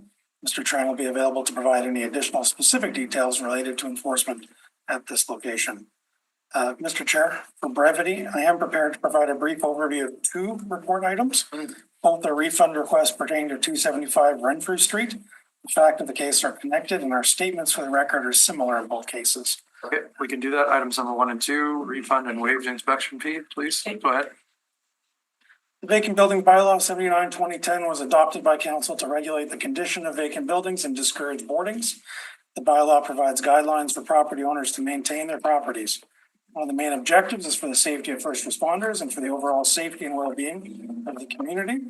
It's important to note that licensing and bylaw enforcement is primarily complaint-based and responds to community concerns about a vacant building received through 311 or as referrals from other agencies, such as the fire department. When a building is determined to be vacant, an information package is sent to the owner identifying the building as deemed to be vacant and subject to the Vacant Buildings Bylaw. LBE also provides an information brochure on the vacant building bylaw and all associated fees. Fees are also posted online on winnipeg.ca. All materials sent include contact information to stimulate dialogue with the person responsible for the property. LBE encourages owners to communicate directly with the officer and understand their responsibilities for maintaining their property. In accordance with section 15(2) of the Vacant Buildings Bylaw, bylaw enforcement officers conduct regular inspections of vacant buildings. At minimum, once per year, officers conduct an interior and exterior inspection of the building to identify the minimum property standards are maintained in compliance with Schedule A of the bylaw. Fees have been established as an incentive for owners to develop, reoccupy, and otherwise maintain vacant buildings. Vacant building inspection fee for 2025 is $1,685. Properties that are vacant and compliant with Schedule A, which means there's been no orders issued, would be assessed a reduced fee of $720. First inspection of the interior and exterior of the property, unless conditions are egregious or multiple complaints are received, will occur around 30 days after the building has been confirmed to be found vacant. This is done to allow owners an opportunity to engage and communicate with LBE about their property. Properties with bylaw violations will be re-inspected roughly every 3 months on an ongoing basis. Properties that remain vacant for an extended period of time are also subject to an inspection escalator fee. This fee is applied to second and subsequent inspections and be assessed. The escalator fee is calculated a number of inspections times the escalator fee amount. The escalator fee amount is $500 for properties that are compliant, $1,000 for properties that are not compliant. Empty building fee would also be affected to properties that are vacant for an extended time in accordance with section 13.11 of the vacant buildings bylaw. After bylaw enforcement officers have conducted and invoiced for 3 vacant building inspections, an empty building fee is invoiced automatically. The empty building fee is equal to 2% of the recent assessed value of the vacant building. The empty building fee is applied annually until the property is confirmed occupied or demolished. Before I go into the specific details of this enforcement, an enforcement summary and photos were included for reference. Just draw your attention to those as we go. Licensing and bylaw enforcement became involved with this property in July of 2022. It was a community complaint received via 311. The owner on record has been there since April of 2021 and is represented by the appellant today. Notice the property was a vacant building under enforcement. Notice that the property was a vacant building and was now under enforcement was issued July 14th, 2022. And on March 4th, 2025, notice was mailed to the owner identifying that the 2025 inspection would occur. The inspection was conducted as planned on March 31st. This inspection was the 3rd vacant building inspection for this property. Previous inspections were conducted on February 9th, 2023 and February 20th, 2024. All 3 inspections occurred during the appellant's ownership of the property. And in accordance with the bylaw, an inspection fee was invoiced for the inspection. And as it was the 3rd inspection, the property was therefore subject to the empty building fee, and an invoice for the empty building fee was also issued. The inspections were conducted and fees assessed in accordance with the bylaw. Property remains vacant and the building. LBE is aware the owners have engaged in a number of zoning realignment requests and other PP&D processes between June of 2022 and June of this year. An application was made on May 22nd of 2025, which was after the inspection was completed, to demolish the structure. However, as a preparation for today, the permit had not yet been issued. Attendance on June 3rd to update our records with current conditions for this hearing revealed the building remains vacant and not secured in compliance with the bylaw requirements. Thank you. Thank you. Okay, so I'm looking here, I'm sorry, do you have questions? Please go ahead. I do see here some attempt to revitalize the property, I think, back in 2023, am I correct? Our records that we share with PP&D indicate there's been a number of plans. And our focus with this bylaw is on regulating the conditions while vacant. Okay, so to this date, it still remains vacant, still remains a building. And he has paid his fees since 2022? Previous invoices issued under this bylaw have been paid. Okay, so why now is he requesting a refund and a waiver of inspection fees? I'm sorry, Counselor, I can't answer that. It might be a question for the appellant. Oh, the delegate's not here, right? No, Not here? no, we went right into reports, there were no delegations. Did not register in delegation. Did nobody? Yes, that's why I'm reading his appendix here. Okay. Okay, I don't have any other questions. Well, Mr. Chairperson. I'm of the view to lay this matter over to request him to attend. Yeah, and I only say that because this individual company, what call it, you like, done a lot of work in the city. I'm just curious why they're not here. Typically they would. I'm kind of surprised by that. And maybe something came up. I don't know. But I wouldn't want to give the benefit of the doubt because they're not a fly-by-night operation. They've been around for a long time. And I'd like to hear from them on this. before rendering a decision. One way or the other. I'm not of the opinion. He's been in the property since 2022, so Yeah, but I'm curious to know what's going on here. Aren't you? I'm reading it right in front of me. No, I know what's in front of us. But I also want to hear from the horses or the other side. Because sometimes, the administration gives us their point of view and we hear from the other side point of view. That's what I'm saying. Not that anyone's right or wrong. So I like to know the truth. And we'll figure that out like Solomon. Was the appellant provided the information about today's items? And was there any communication back from the appellant? No. Is this the first time he's ever appealed? I don't think he's ever been here before on this. A refund or request, sorry, not appeal, using the wrong words, my question. Has this developer or owner ever requested a refund on this particular property in the past? I can check payments really quickly, Counselor. I don't remember any recently, but. Refer to the city clerk for that. Do we know what his intent is with the property? No. No. There's been a number of different plans put forward to our officers. It is. At one point, they were selling it and were going to redevelop it into two properties. At one point, they were going to demolish it and redevelop it, but I can't say with certainty what their current plans are. So they were gonna do a redevelopment on the site of some sort. And whose word is this?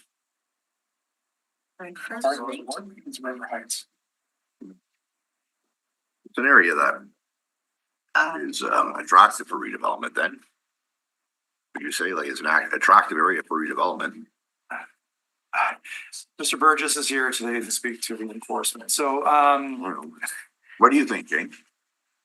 Definitely. Yeah.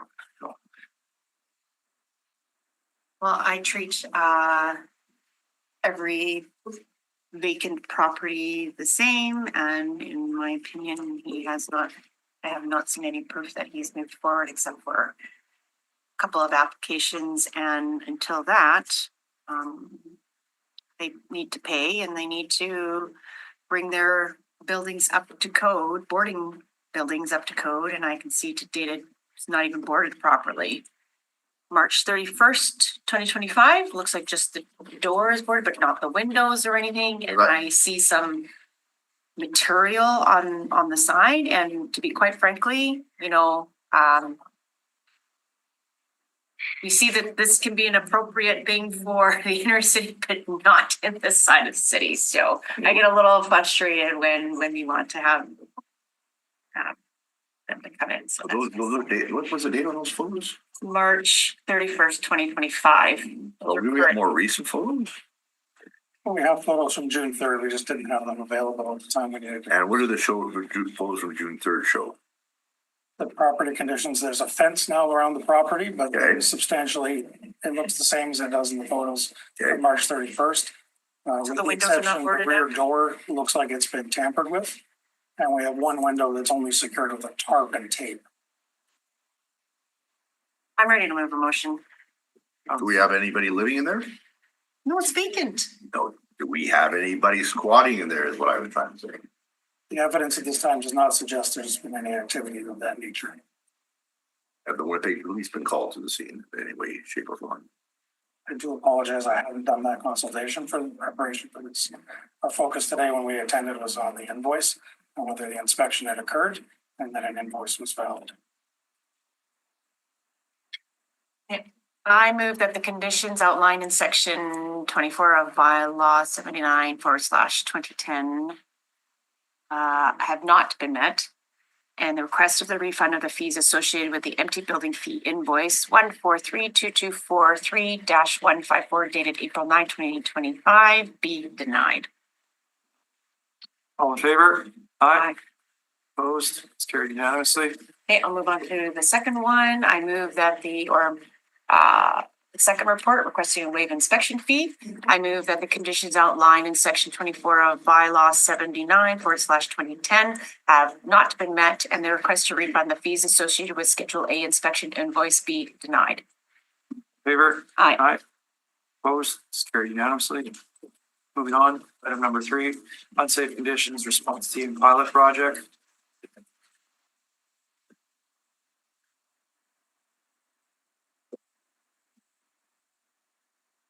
Welcome, members of the public service. We appreciate all the work that's been done on this. Not to rush you through it, but a brief overview to explain where we came from, where we're at, and what is being asked here, very notably on page 1 of your report. Please go ahead. Thank you and good afternoon. So to be quick, the history goes back through conversations with multiple departments that ultimately stemmed from the Problem Properties Committee.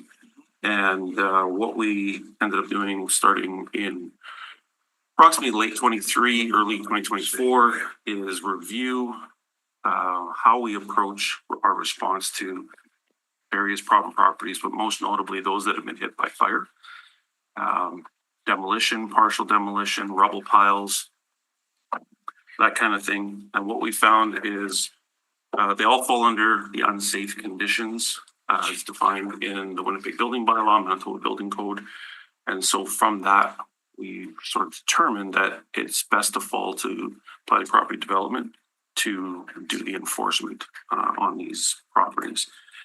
So in midsummer of last year, we started putting together a review of our policies and our approaches on how we handle unsafe conditions.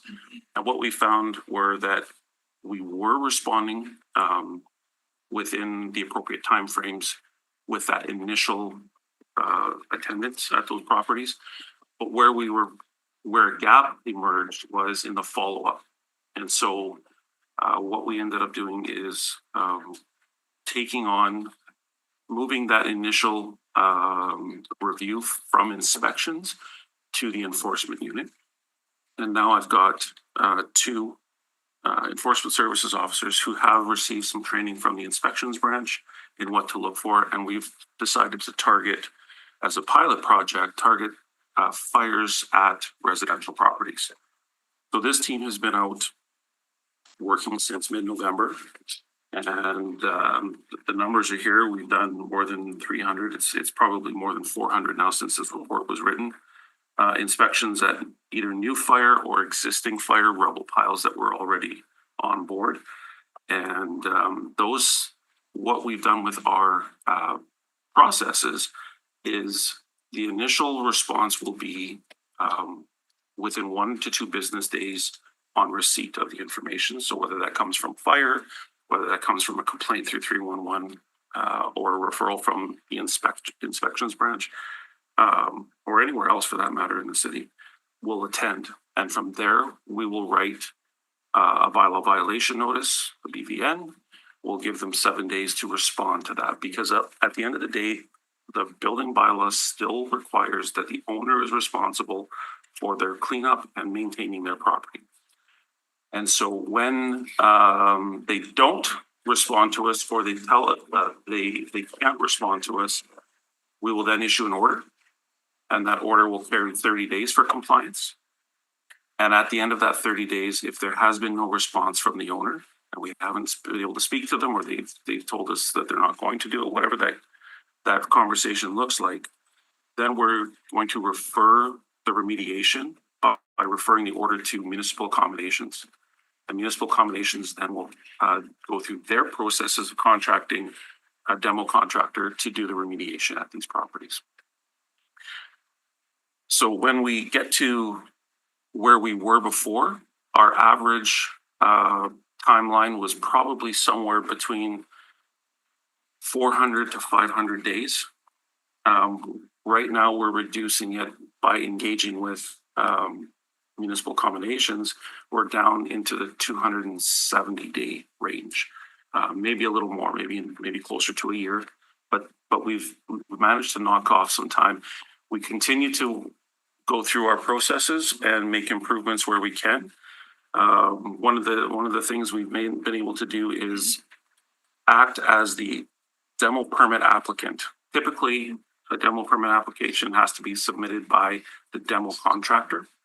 What we've done is we've worked internally to have our unit be the named person or entity on the demo contract. We've done 13 of those this week as a test. And so what that does is it has the demo permit waiting for when municipal combinations can hire a contractor. And so it ends up cutting off weeks in waiting time. So that's just one example of where we've been able to make some headway. So the request is we're currently doing this with our resources in-house.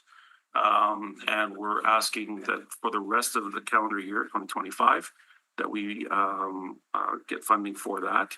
Or we use our own existing funding for that. And then in the 2026 to 28 budget cycle, that we be approved to hire 3 permanent full-time FTEs, 3 FTEs to keep That's that 6 months away, maybe longer. As it sits right now, through you, Councilor Chair, as it sits right now, we don't anticipate stepping this down. We think we have the capacity to move this forward for the next 6 months to allow that conversation to take place and get into the budget process. Okay, so in summary, great work being done. This should be able to be covered off internally until the end of 25. Request for the 26 budget update process submitted by the department for consideration. Correct. Thank you. I saw Councilor Santos' hand go up first, and then we'll go to Councilor White. Okay, so a couple questions. I just want to know, first of all, I've seen the work that you guys have done to date. I really appreciate the cleanups that are happening in Point Douglas. They have been much faster in previous years. Happy to hear that, the department's gonna be pulling the demo permits. I do have concerns with that just because I still want to see development. We don't want to see empty lots all across the inner city. It's still a blight, right? Just to have grass over. It still encourages illegal dumping, right? It doesn't solve the problem my question is probably a couple of questions. So if municipal accommodations now is hiring the people to clean up the properties, I'm assuming now, where does that cost get bore? Is that bore through municipal accommodations, City of Winnipeg? And then are you now able to tap that onto the property taxes? Because that has been a discussion at one point in time. That's what we wanted to do. Right, so any work that municipal accommodations does for us through this order process, they will then put those costs back to taxes on the property. Do that? Yeah. Okay, so then this is a bit of a cost recovery now, I'm assuming, which could in turn help with the hiring of the FTEs that we might be seeing in future years, future months. Is that I'm correct to assume? I'm not financially knowledgeable enough to say that as a yes or no. What I can tell you is that we view that as a flow through because we're expending the money. The city is paying the contractor. Whatever that bill is that we pay to the contractor is what lands on the property tax bill. Good. I'm happy to hear that. Second question. So we know a lot of these homes are built in a time where there was, what's that? Asbestos. So, and we know cleaning up these properties need to be done at certain periods of time. So give me an example of, I guess, the timeline of how that's going to speed up. I feel like that's also a gap that we're seeing when you can only do it at certain times of the year when they have asbestos, and we know the province is involved with that as well. So have we been able to speed it up, or is that still slower? So the asbestos abatement falls under workplace health and safety. And so they ultimately have control over a site where they believe there is asbestos. But through the demolition permit process, all demo contractors are certified, and they, as part of that demo process, must submit to workplace health and safety any type of asbestos questions or asbestos abatement reports to the satisfaction of the province. And so I can't speak that it's moving faster, but it is part of the process that it gets done as part of the permitting process.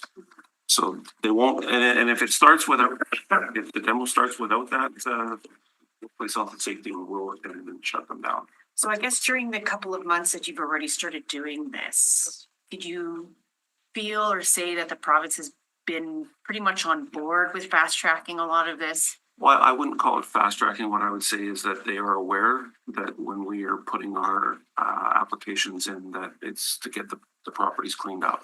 So, can I just add one thing? Having the dedicated resources has also increased that communication with outside branches as well as internal branches. So again, that resource finds new pathways for improvement. So like we found out with the demo permit process, if we had ourselves registered, we can not bypass the procurement, but allow that procurement to happen simultaneous with the permit review. Yeah, I get that. Right? So having these positions, they'll be able to, investigate other possible efficiencies that can help us. Sorry, just one last question. Please. Okay, so now what are we doing? So that's great. I think we're being proactive, we're staying on top of the demo sites, we're cleaning up the property. Where is there a time in all of this? And I don't know if you can answer my question. Would it be, we put the onus on the developer to either redevelop or sell that property and get it into the hands of people who can actually put new housing there? So is that gonna be under this as well? Cause it seems like we're just cleaning up, but we're not talking about redevelopment. yeah, my focus is to get the properties cleaned up so that they aren't hazards to the neighborhood. The redevelopment, that would have to either become part of, and again, this was a pilot, so we didn't know how far this was gonna go. So what we're looking at is chunking this out. Like we would wanna look at resources for municipal combinations next, because we're firing them a lot of work. And whether they have the capacity or not, I'd leave that for them to speak to, but I can give you a hint that they don't. So as we move down this path, I think that it's great that we're gonna get things cleaned up a little faster, and the redevelopment hopefully will come. And perhaps, and without speaking too far ahead, but perhaps Mr. Hildebrand will be able to speak to some of that in the next item. Question before this. Yes, absolutely. I'm not the chair. To date, how many rubble piles do we have I got the number here. in the city? Is it in here? Well, I did we currently have You got 131 sites. 131 sites. We have 14 rubble piles that are left right now. 14. 14 that I'm aware of. I'm hoping that there are not too many more that we're not aware of. It is a possibility because, again, we started with a point in time where we took the knowledge we had, but we're still finding old files that are being referred to us either from fire or inspections, or maybe a partial demolition has been standing for too long and the weather has got to it and now it's being complained about by someone. Right. But we haven't actually gone out on a street by street, grid by grid I get that. review. So as far as I know, what I was looking at, of the 88 properties that we are aware of, 14 of those are currently demos, 3 of them are partially standing, and 15 of them are standing but damaged. What neighborhoods are Those are the 32. They're all over the city, mostly in the north end, but all over the city. But those are the 32 properties that we deem in need of remediation, or still have to be done remediated, that are left. These are just residential, not commercial. Correct. Okay.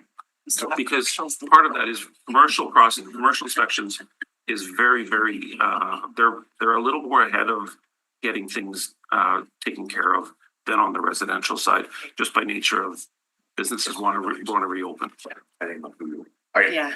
now, just out of curiosity, so when you said we haven't gone street by street, so we don't know if that's really the accurate number of buildings left standing, partially or destroyed or partially up or whatever. We don't really know because we haven't gone up and down the streets everywhere. Okay. And is that because of the issue of resources? Yes. Okay. So is it safe to say that based on the work you're doing here, that other areas that you would normally enforce have to be put by the wayside? So that was that is a concern. But as it stands, I've been able to maintain our resourcing for the rest of the city. Obviously, we could always use more, but for the rest of the city, we still use a triage and priority system for getting to calls. So when I sat on the other committee where protection, we heard it there, I'm hearing it here. It just seems like we're kind of going in circles. In the sense of, we talked about it over and over again, the asbestos issue, what I'm hearing, the big issue there, what we heard before, was the lack of industry capacity to be able to do the inspections, to get the work done on time, and to be able to knock down these buildings, right? Because and so the asbestos is holding us up as well, or the unknown asbestos, let's call it that. Is that still the case? I think that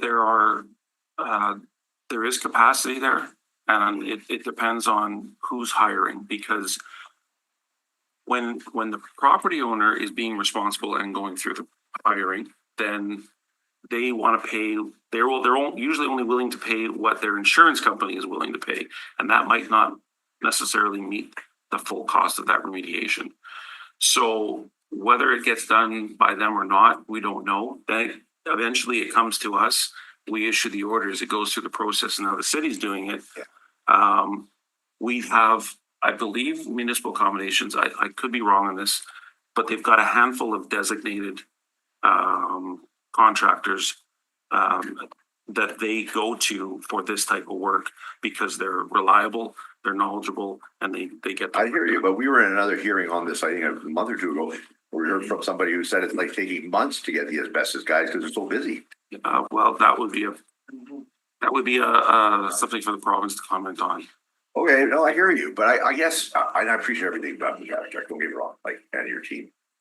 But it's just frustrating, like in my view, if a house is on fire and it's half burnt and it's standing there and it's got a fence around it, we should be taking that down within 30 days. And if they don't take it down, we take it down and put it on the tax bill. And I'm surprised that the government, the province, who represents the entire North End, is not treating this any more with more greater importance than they're treating it now. They're sleeping in there. And I'm a supporter of Watts. And I don't know what he's doing. Like, to me, the North End, I'll tell you what's happening right now. People can't get insurance. People who own properties, rent these properties, are calling me and say, Russ, I can't get insurance on my property. So what does that create? It creates a cycle where they start to divest themselves of their properties. The downward cycle for those neighborhoods where people start walking out of them. Here's the keys. The other thing I heard in the last 2 weeks is that these fires are being lit deliberately to get access to copper wiring by certain elements in our community, which are then sold on the black market for money.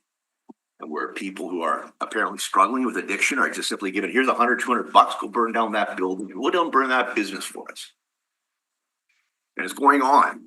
One guy told me he lost $500,000 in copper wiring in his building, commercial building, industrial building. And when are we going to wake up and start dealing with this at both levels of government? When's the mayor going to wake up and start calling the premier and put together the Taggart team that Peter DeSchmidt did to start dealing with this issue? Like, what's going to happen? The whole North End's got to light up, Mr. Chairperson? What's it going to take? Because that could happen here if it continues on this path. I'm wrong. Anyway, those are my comments. Thank you for all the work you're doing. Thank you for your support. Okay. But this is a hazard to kids in the neighborhood, and the children that live in their families. If I lived on a street like this, I would be going bonkers. No one should have to tolerate that. Every part of the city should be safe for their family. But anyway, that's just me. So, all right, well, I'll move to receive, if the mayor decides to make this a priority, I'll move this receive as information, hopefully wiser, greater minds than mine. Public service recommendation? Yes. Public services recommendation. Yes, yeah. Okay, Councillor Wyatt moves to move the Winnipeg Public Service recommendation. As listed, items 1 through 3. All in favor? Aye. Aye. Opposed? That is carried. Moving on, number 4. Semi-annual problem task Mr. force. Chairperson? Yes, sir. If it's the will of the committee, I'll let you carry on with your business. I would just request that an item be added for the next meeting agenda, which is to give us an update on the Gun Road property bylaw stuff. That's all I request. The Happy Land pool, I was gonna say that I've heard that whoever is selected in the bidding to do the demolition, they're gonna picket the business that's selected. Are you So I able just said that, to, but I gotta go. are you able to send me something before the? I could fire off a text to you. Sure. Okay, I will do that right We'll now. work with it. Yeah, okay, I apologize, everybody, I got a event in my ward that I should attend because it's the ward. But anyway, okay. Okay, we are on item number 4, so that's semi-annual report on problem properties task force. Yes, hello. Mr. Delbrandt. You have a brief overview. I do. Thanks Nice for to letting- have you, by the Yeah, way. I was gonna say, thanks Got for the help thanks, from yeah, CEO's office. thanks for allowing me to be here, and to provide an update on the Problem Properties Committee. This update will be brief. I'm new to the Problem Properties Committee, so just to give you a little background of how I arrived. Pretty sure Moira is not watching the committee hearing today, but Moira retired in December of 2024. And she worked with the Problem Properties Committee, and I was asked to step in and replace her after her retirement. So just for the matter of public record, I do want to thank Moira for all of her time and commitment on that committee, which she invested quite a lot in. Absolutely. Are at the JNF gala, so it's good to see her. Okay. Yeah. She smiles more, eh? Well, I don't know, she's doing well. It's good to hear you. Sorry, I have to leave. I apologize. Yeah, that's okay. Right on. And at the same time, I was also asked to help facilitate and lead the city of Winnipeg's participation in the Bloomberg Corporate City Leadership Initiative. So together with the role in the Problem Properties Committee as well as that initiative, they're very much aligned, and they both required very steep learning curves. Problem Properties Committee, as you already know, that's focused on identifying and acting on properties of concern. Those can range from anywhere from excessive neglect to ongoing and repeated criminal activity, as well as unsecured fire and health hazards. The Bloomberg Harvard City Leadership Initiative is very much aligned with some of the comments that I've heard the two council members make thus far. It's focused on identifying ways to address vacant and derelict homes, specifically in the William White neighborhood. And I'll give a quick, brief overview for both of those. The Problem Properties Committee / Task Force, it's been around for a while. It's taken different formats and structures over the years. In January 2024, this Standing Policy Committee was provided a formal term of reference for the Problem Properties Task Force, at which time the committee also requested semi-annual updates. So that happens twice a year. Moira did them last year. I think the first one was in December of 2024. And I'm here June for the first of the second semi-annual updates in 2025. The learning curve's been steep. There's no onboarding for this type of work. You just jump in and away you go. So as chair, I've been listening and watching the processes and the structure of the committee. And I've been hesitant in my short time with it to make any changes without first understanding how it all works and hangs together. But tomorrow, we are going to make a few changes to the membership. We're going to propose a few changes to the membership of the committee, namely to expand it. One of the things that I have observed in my relatively short time with the committee is its success is extremely correlated with its ability to collaborate and work across both internal departments as well as levels of government. So we're going to hopefully be able to add a representative to the committee for municipal accommodations. I think you heard Mr. Habachuk talk about the role that municipal accommodations plays in a lot of the work that his report addressed. We're hoping to add a representative from Manitoba Housing, Provincial Crown Corporation, as well as an individual from the Residential Tenancies Branch, which is also a provincial agency. Together, I think with those three additional departments, we'll be able to improve our effectiveness and be able to work a little bit more collaboratively together.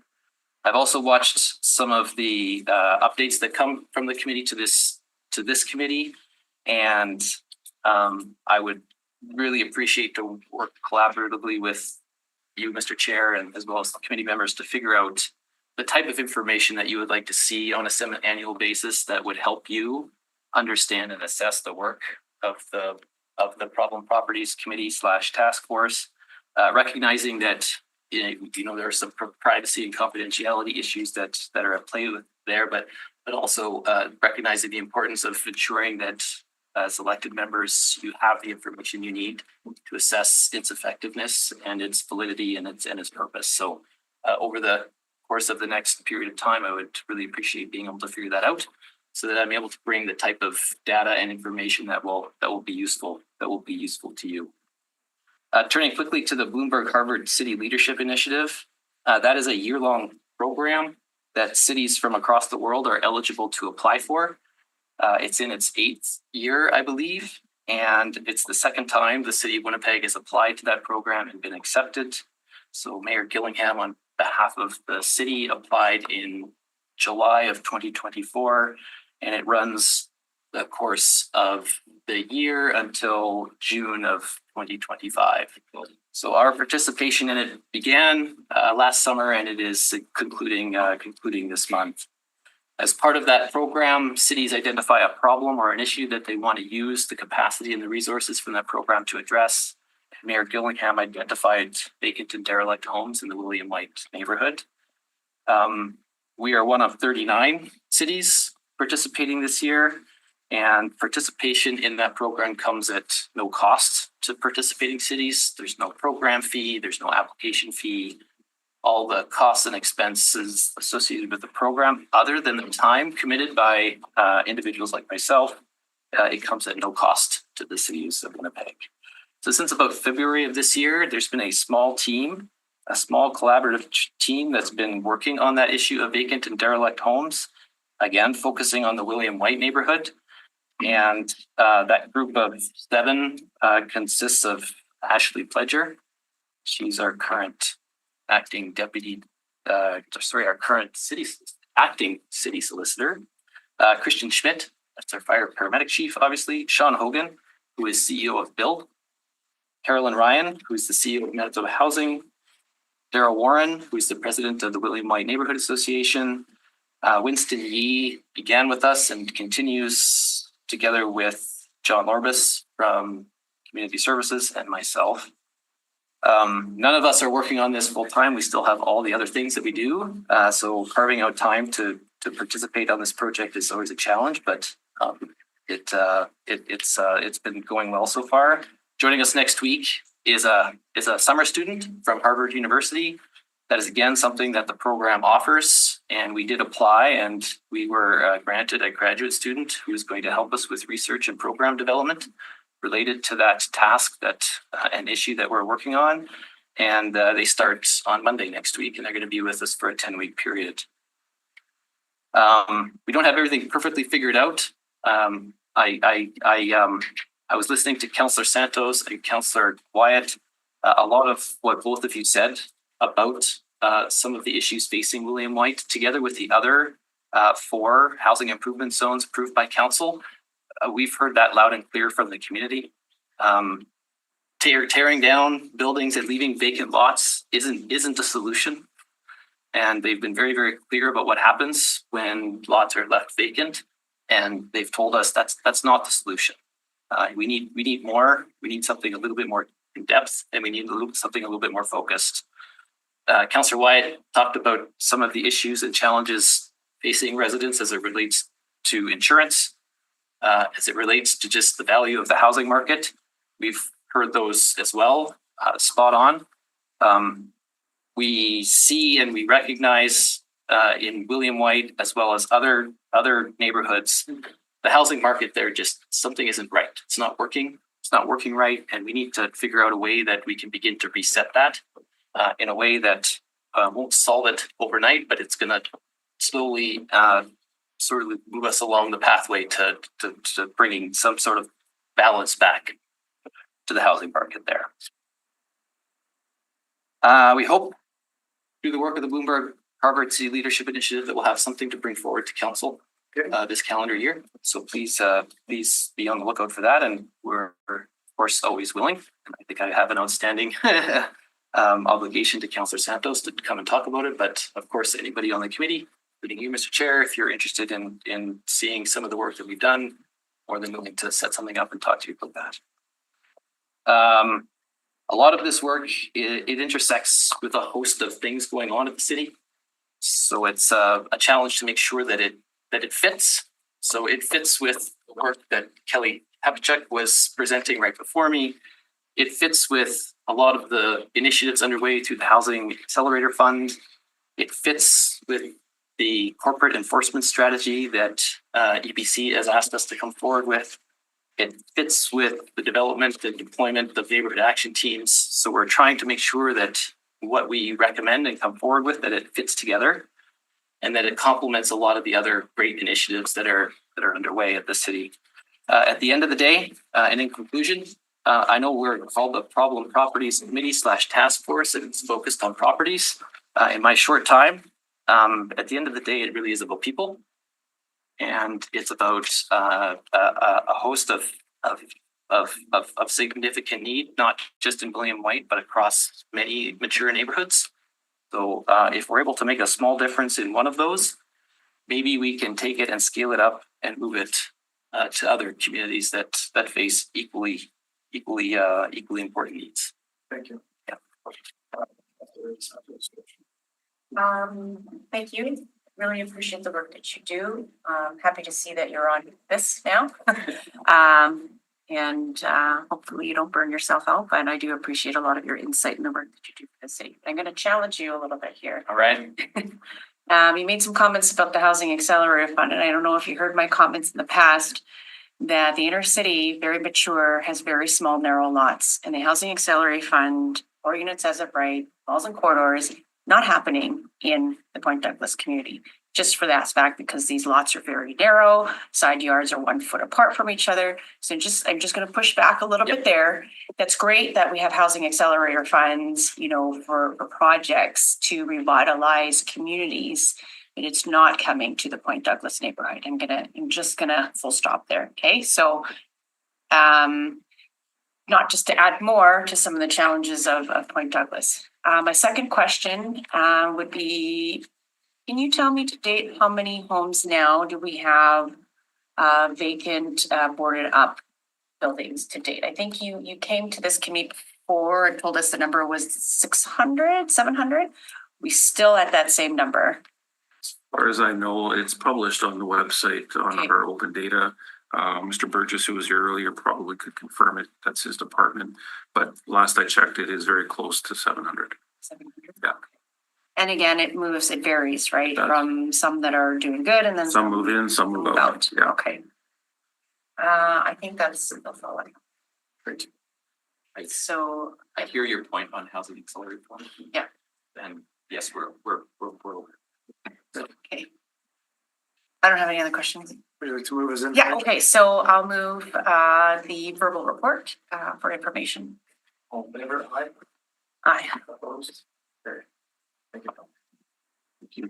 Number 5, before we get to item number 5, there was a request by Councillor Wyatt, just in regards to new business, and before we move to suspend the rules, perhaps if I could ask the public service just to,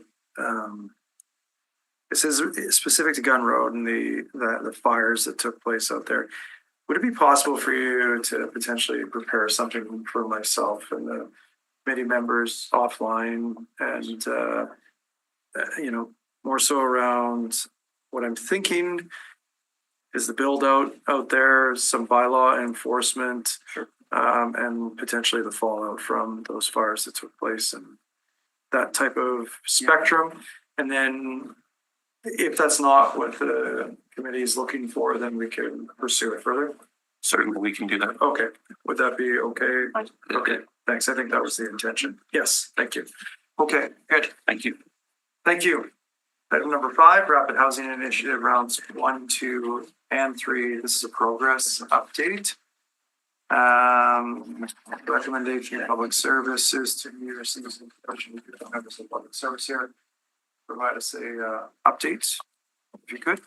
Afternoon. My name is Chris Kloss. I'm the Acting Director for Assets and Project Management, and I'm here with Emma Feinblit, who's our Housing and Neighborhood Revitalization Coordinator. I'll draft the report. So yeah, this serves as a progress update on RHA 1, 2, and 3. Round 1 has had completed all the construction projects at this point and will be annually reported at this point. We're at 94% occupancy, and the outstanding risks that were identified prior were the riverbank stabilization at SAI. The proponent has since endeavored to get into a risk mitigation strategy in terms of monitoring the riverbank. So that's being done through a third party and is managing the system, the issue currently. And there's been no major issues to date. Round 2 projects have been substantially complete at this point. This also triggers the ongoing reports to be annual. No outstanding issues or risks regarding round RHI 2, and we're about 86% occupied on the units there as well. And for round 3, projects have been initiated. They're underway. There have been some delays experienced in terms of permitting and some over budget items, and I can get into those. But the expectation is that the project will be completed by the end of the year and then trigger an annual update thereafter. So the WCRC experienced some budget overruns substantially. We've reviewed those, they're warranted, and at this point, they're looking to tap into the RHI 3 contingencies, which of course will require CMHC approval. And in terms of some of the permitting issues that I outlined in regards to the Spence Neighborhood Association, they're really revolving around the fact that that is a modular build. It's not a common type of permit that comes through the city. We've seen it before, but it's not a regular routine type of permit. So there have been some delays in that, but there is ongoing communication. We've logged any lessons learned and looking to make some continuous improvements in from that respect, because there is an anticipation that these types of construction projects would be coming through the city in the future. So we've logged that, but again, it's being managed, and at this point, it's not derailing the completion by the end of 2025. And when you mean by completion, what do you mean? Like the buildings are up, or completion as the permit's been issued? The projects are completed and ready to be occupied. Okay. So there was, yeah. With the delays, does that hinder CMHC's to fund the money? Like will they, if there's continue on delays with construction or securing a contractor, zoning and permitting, does that put CMHC at, like the RHI, at risk? I'll let Emma fill in the blanks, but I mean, we've been providing funding, and at this point, because there's been a substantial delay in that modular construction, we've issued a letter that basically is requiring to see a contract between the modular home builder and Spence Neighborhood. And we've also wanted to make sure that the permitting was issued, which I believe at this point it has been. So we're making progress towards that. That was a hurdle as well, but I don't think it's hampering anything from CMHC's perspective. We took the initiative to say we're not going to be providing any more funding until those 2 conditions were satisfied. Okay. Thank you very much. Okay, I'll move the public service recommendation that the report be received as information. Thank you. Aye. Opposed? Carried. Moving on, item number 6, residential density bonus pilot program for affordable housing. Thank you, Mr. Chair. Emma Feinblit will speak to this item. Mr. Chair, so we're just asking for a 1-month extension. We, council had asked us to come back and report on the residential bonus pilot program. The Housing Accelerator Fund team is planning on bringing a report forward to the Standing Policy Committee next month on a number of the city's housing initiatives, and we've included a report on the residential density bonus pilot program in that report. So we're asking just for a 30-day extension. 30 days it is. Okay, I'll Good, move that. Councillor Santos moves 30-day extension. All in favor? Aye. Opposed? And that is also carried. Moving into item number 7. I have a question for Mr. Leach on this, unless you want to hear an overview first. I love hearing overviews. Unfortunately, I just did not have time to read any of the reports, so I do apologize. So this is a report that comes to us quarterly, I believe, right? No. Sorry, when was the last time we saw this here? So Mr. Chair, this report is the result of a motion that was passed in 2024, directing us to report back on these criteria. I just feel like this could potentially be redundant with our department overview that's being done right now by a third party due back in December. Yes, that's correct.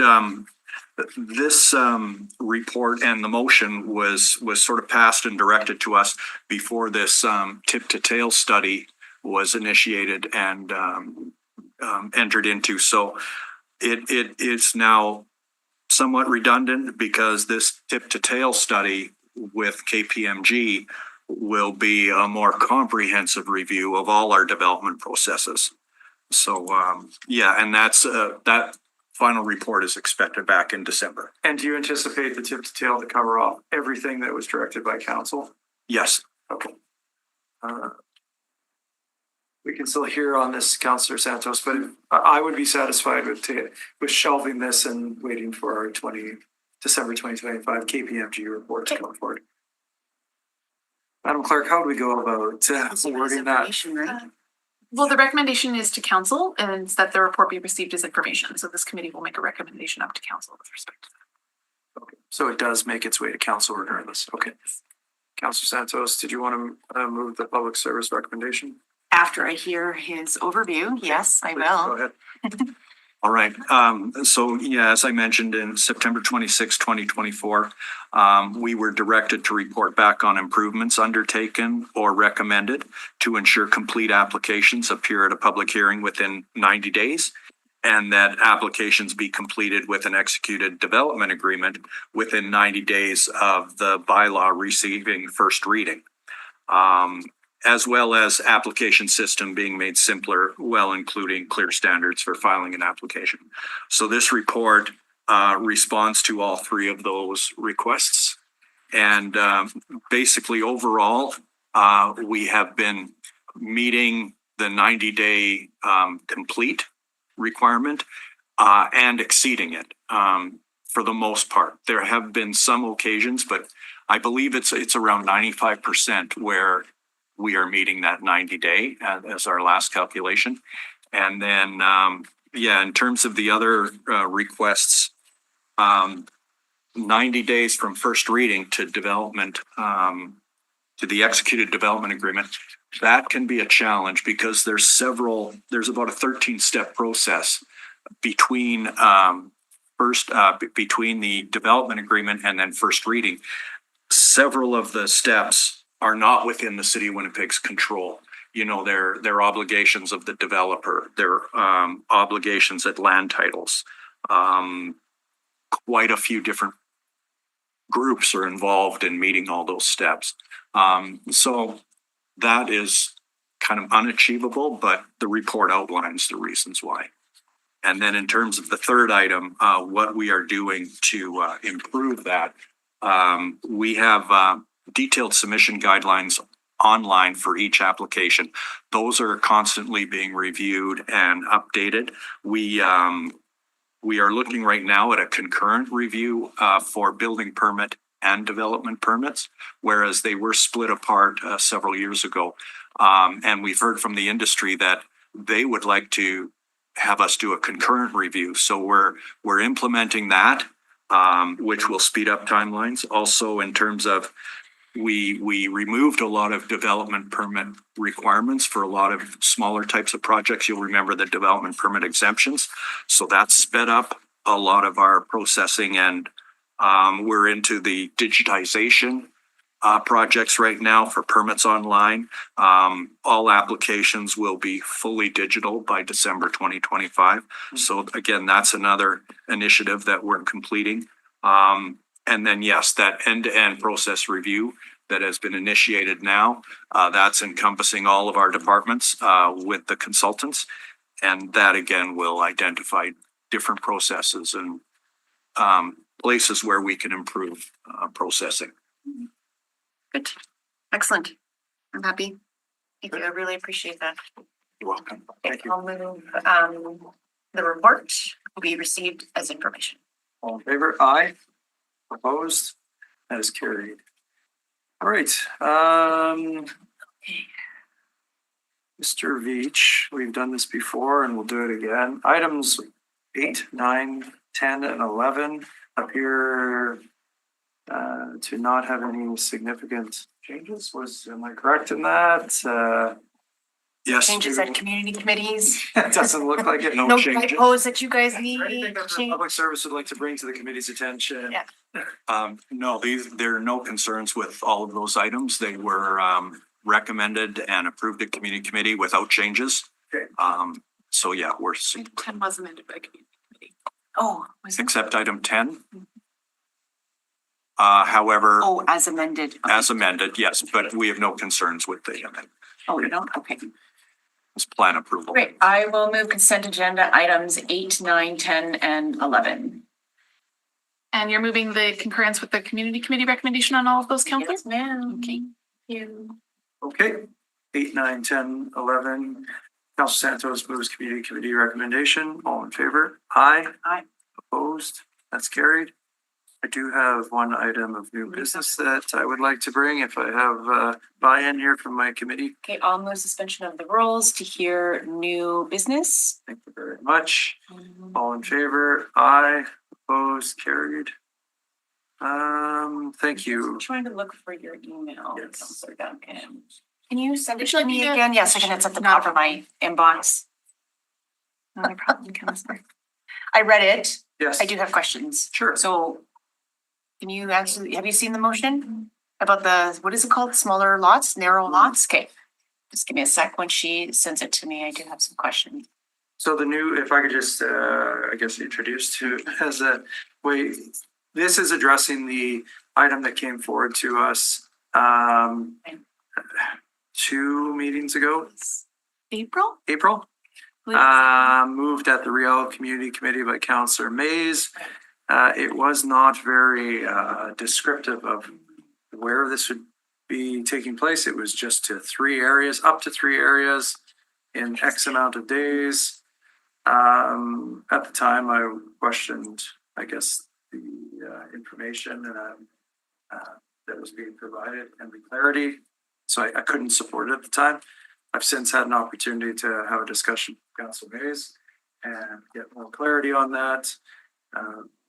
Also thank you to the department for helping me further understand that. But they're very familiar with it more so than I am potentially. And if each of you want to speak to it, please. Thank you, Mr. Chair. Yes, this was, it started with a request from a greenfield developer where they wanted to create a certain part of their development with narrower lots than is allowed in the zoning bylaw. Our minimum width is 25 feet for single family homes. And they would like to, they were requesting variances for lot widths of 20 and 21 feet for this specific area in their greenfield development. So we decided it would be best to get council buy-in, standing policy buy-in, because these would require variances, and typically we don't support variances for 20-foot single-family lots or 21 single-family lots. So we thought this would be a good idea to try this as a pilot, because apparently it's quite common in other provinces and cities. So the motion has been crafted to be very specific for a certain area, Sage Creek, and that we are getting direction that we would support these variances for 20-foot and 21-foot wide lots in this specific situation. Now, does this circumference him not paying the variance fees?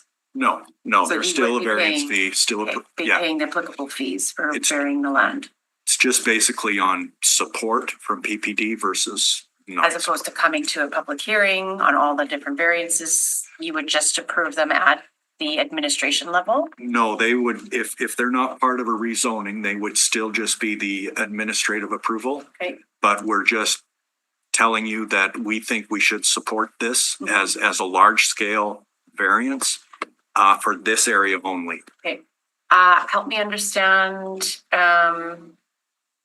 20 feet, how deep is the property? The depth will range, but typically they will be 100 feet and more. And From what I I'm assuming understand. 40% lot coverage is the home, single family home would be 40% lot coverage. They would still meet all the zoning Okay. bylaw requirements. So now give me an example, how big is this house? Now that you've shrunk the footprint, right? It's 20 by 100, so, right, 2,000 square feet. What's the size of the home? Can you give me a square footage of what the home would be? Yeah, I believe typically it would be around 1,000 square feet and at least, and maybe, Assuming bungalow, I have not gotten that detail. yeah. But it would have to meet all the bulk regulations of the zoning bylaw for single family homes. But yeah, I believe there will still be 1,100 square feet sort of and above. Okay. Plus or minus. Yeah. It'll be up to the developer and what sort of the product they're marketing. And But remind me again, residential one, this is a residential one, I'm assuming. yeah, residential, Single one Small. is small. yeah, R1S. Does that allow secondary suites or not? Yes, it would. Hmm. But they feel that there's a market for this product and they would like to try this section of their greenfield as with this new product. Okay, I do get a little nervous when that happens. We've had other areas where they thought they could do something different and residences move in and then they realize I don't like it. So we've had some challenges with that. So I'm sure they'll be cautious with. yeah, What- so they're not changing how the roads or anything like that. It's just more of the sizing and the massing of the houses is what they're really looking at. Yes, correct. And these will all have backlane access as well. So. Yeah, the way that, I thought this through as affordable more so than potentially a 25 or more foot lot.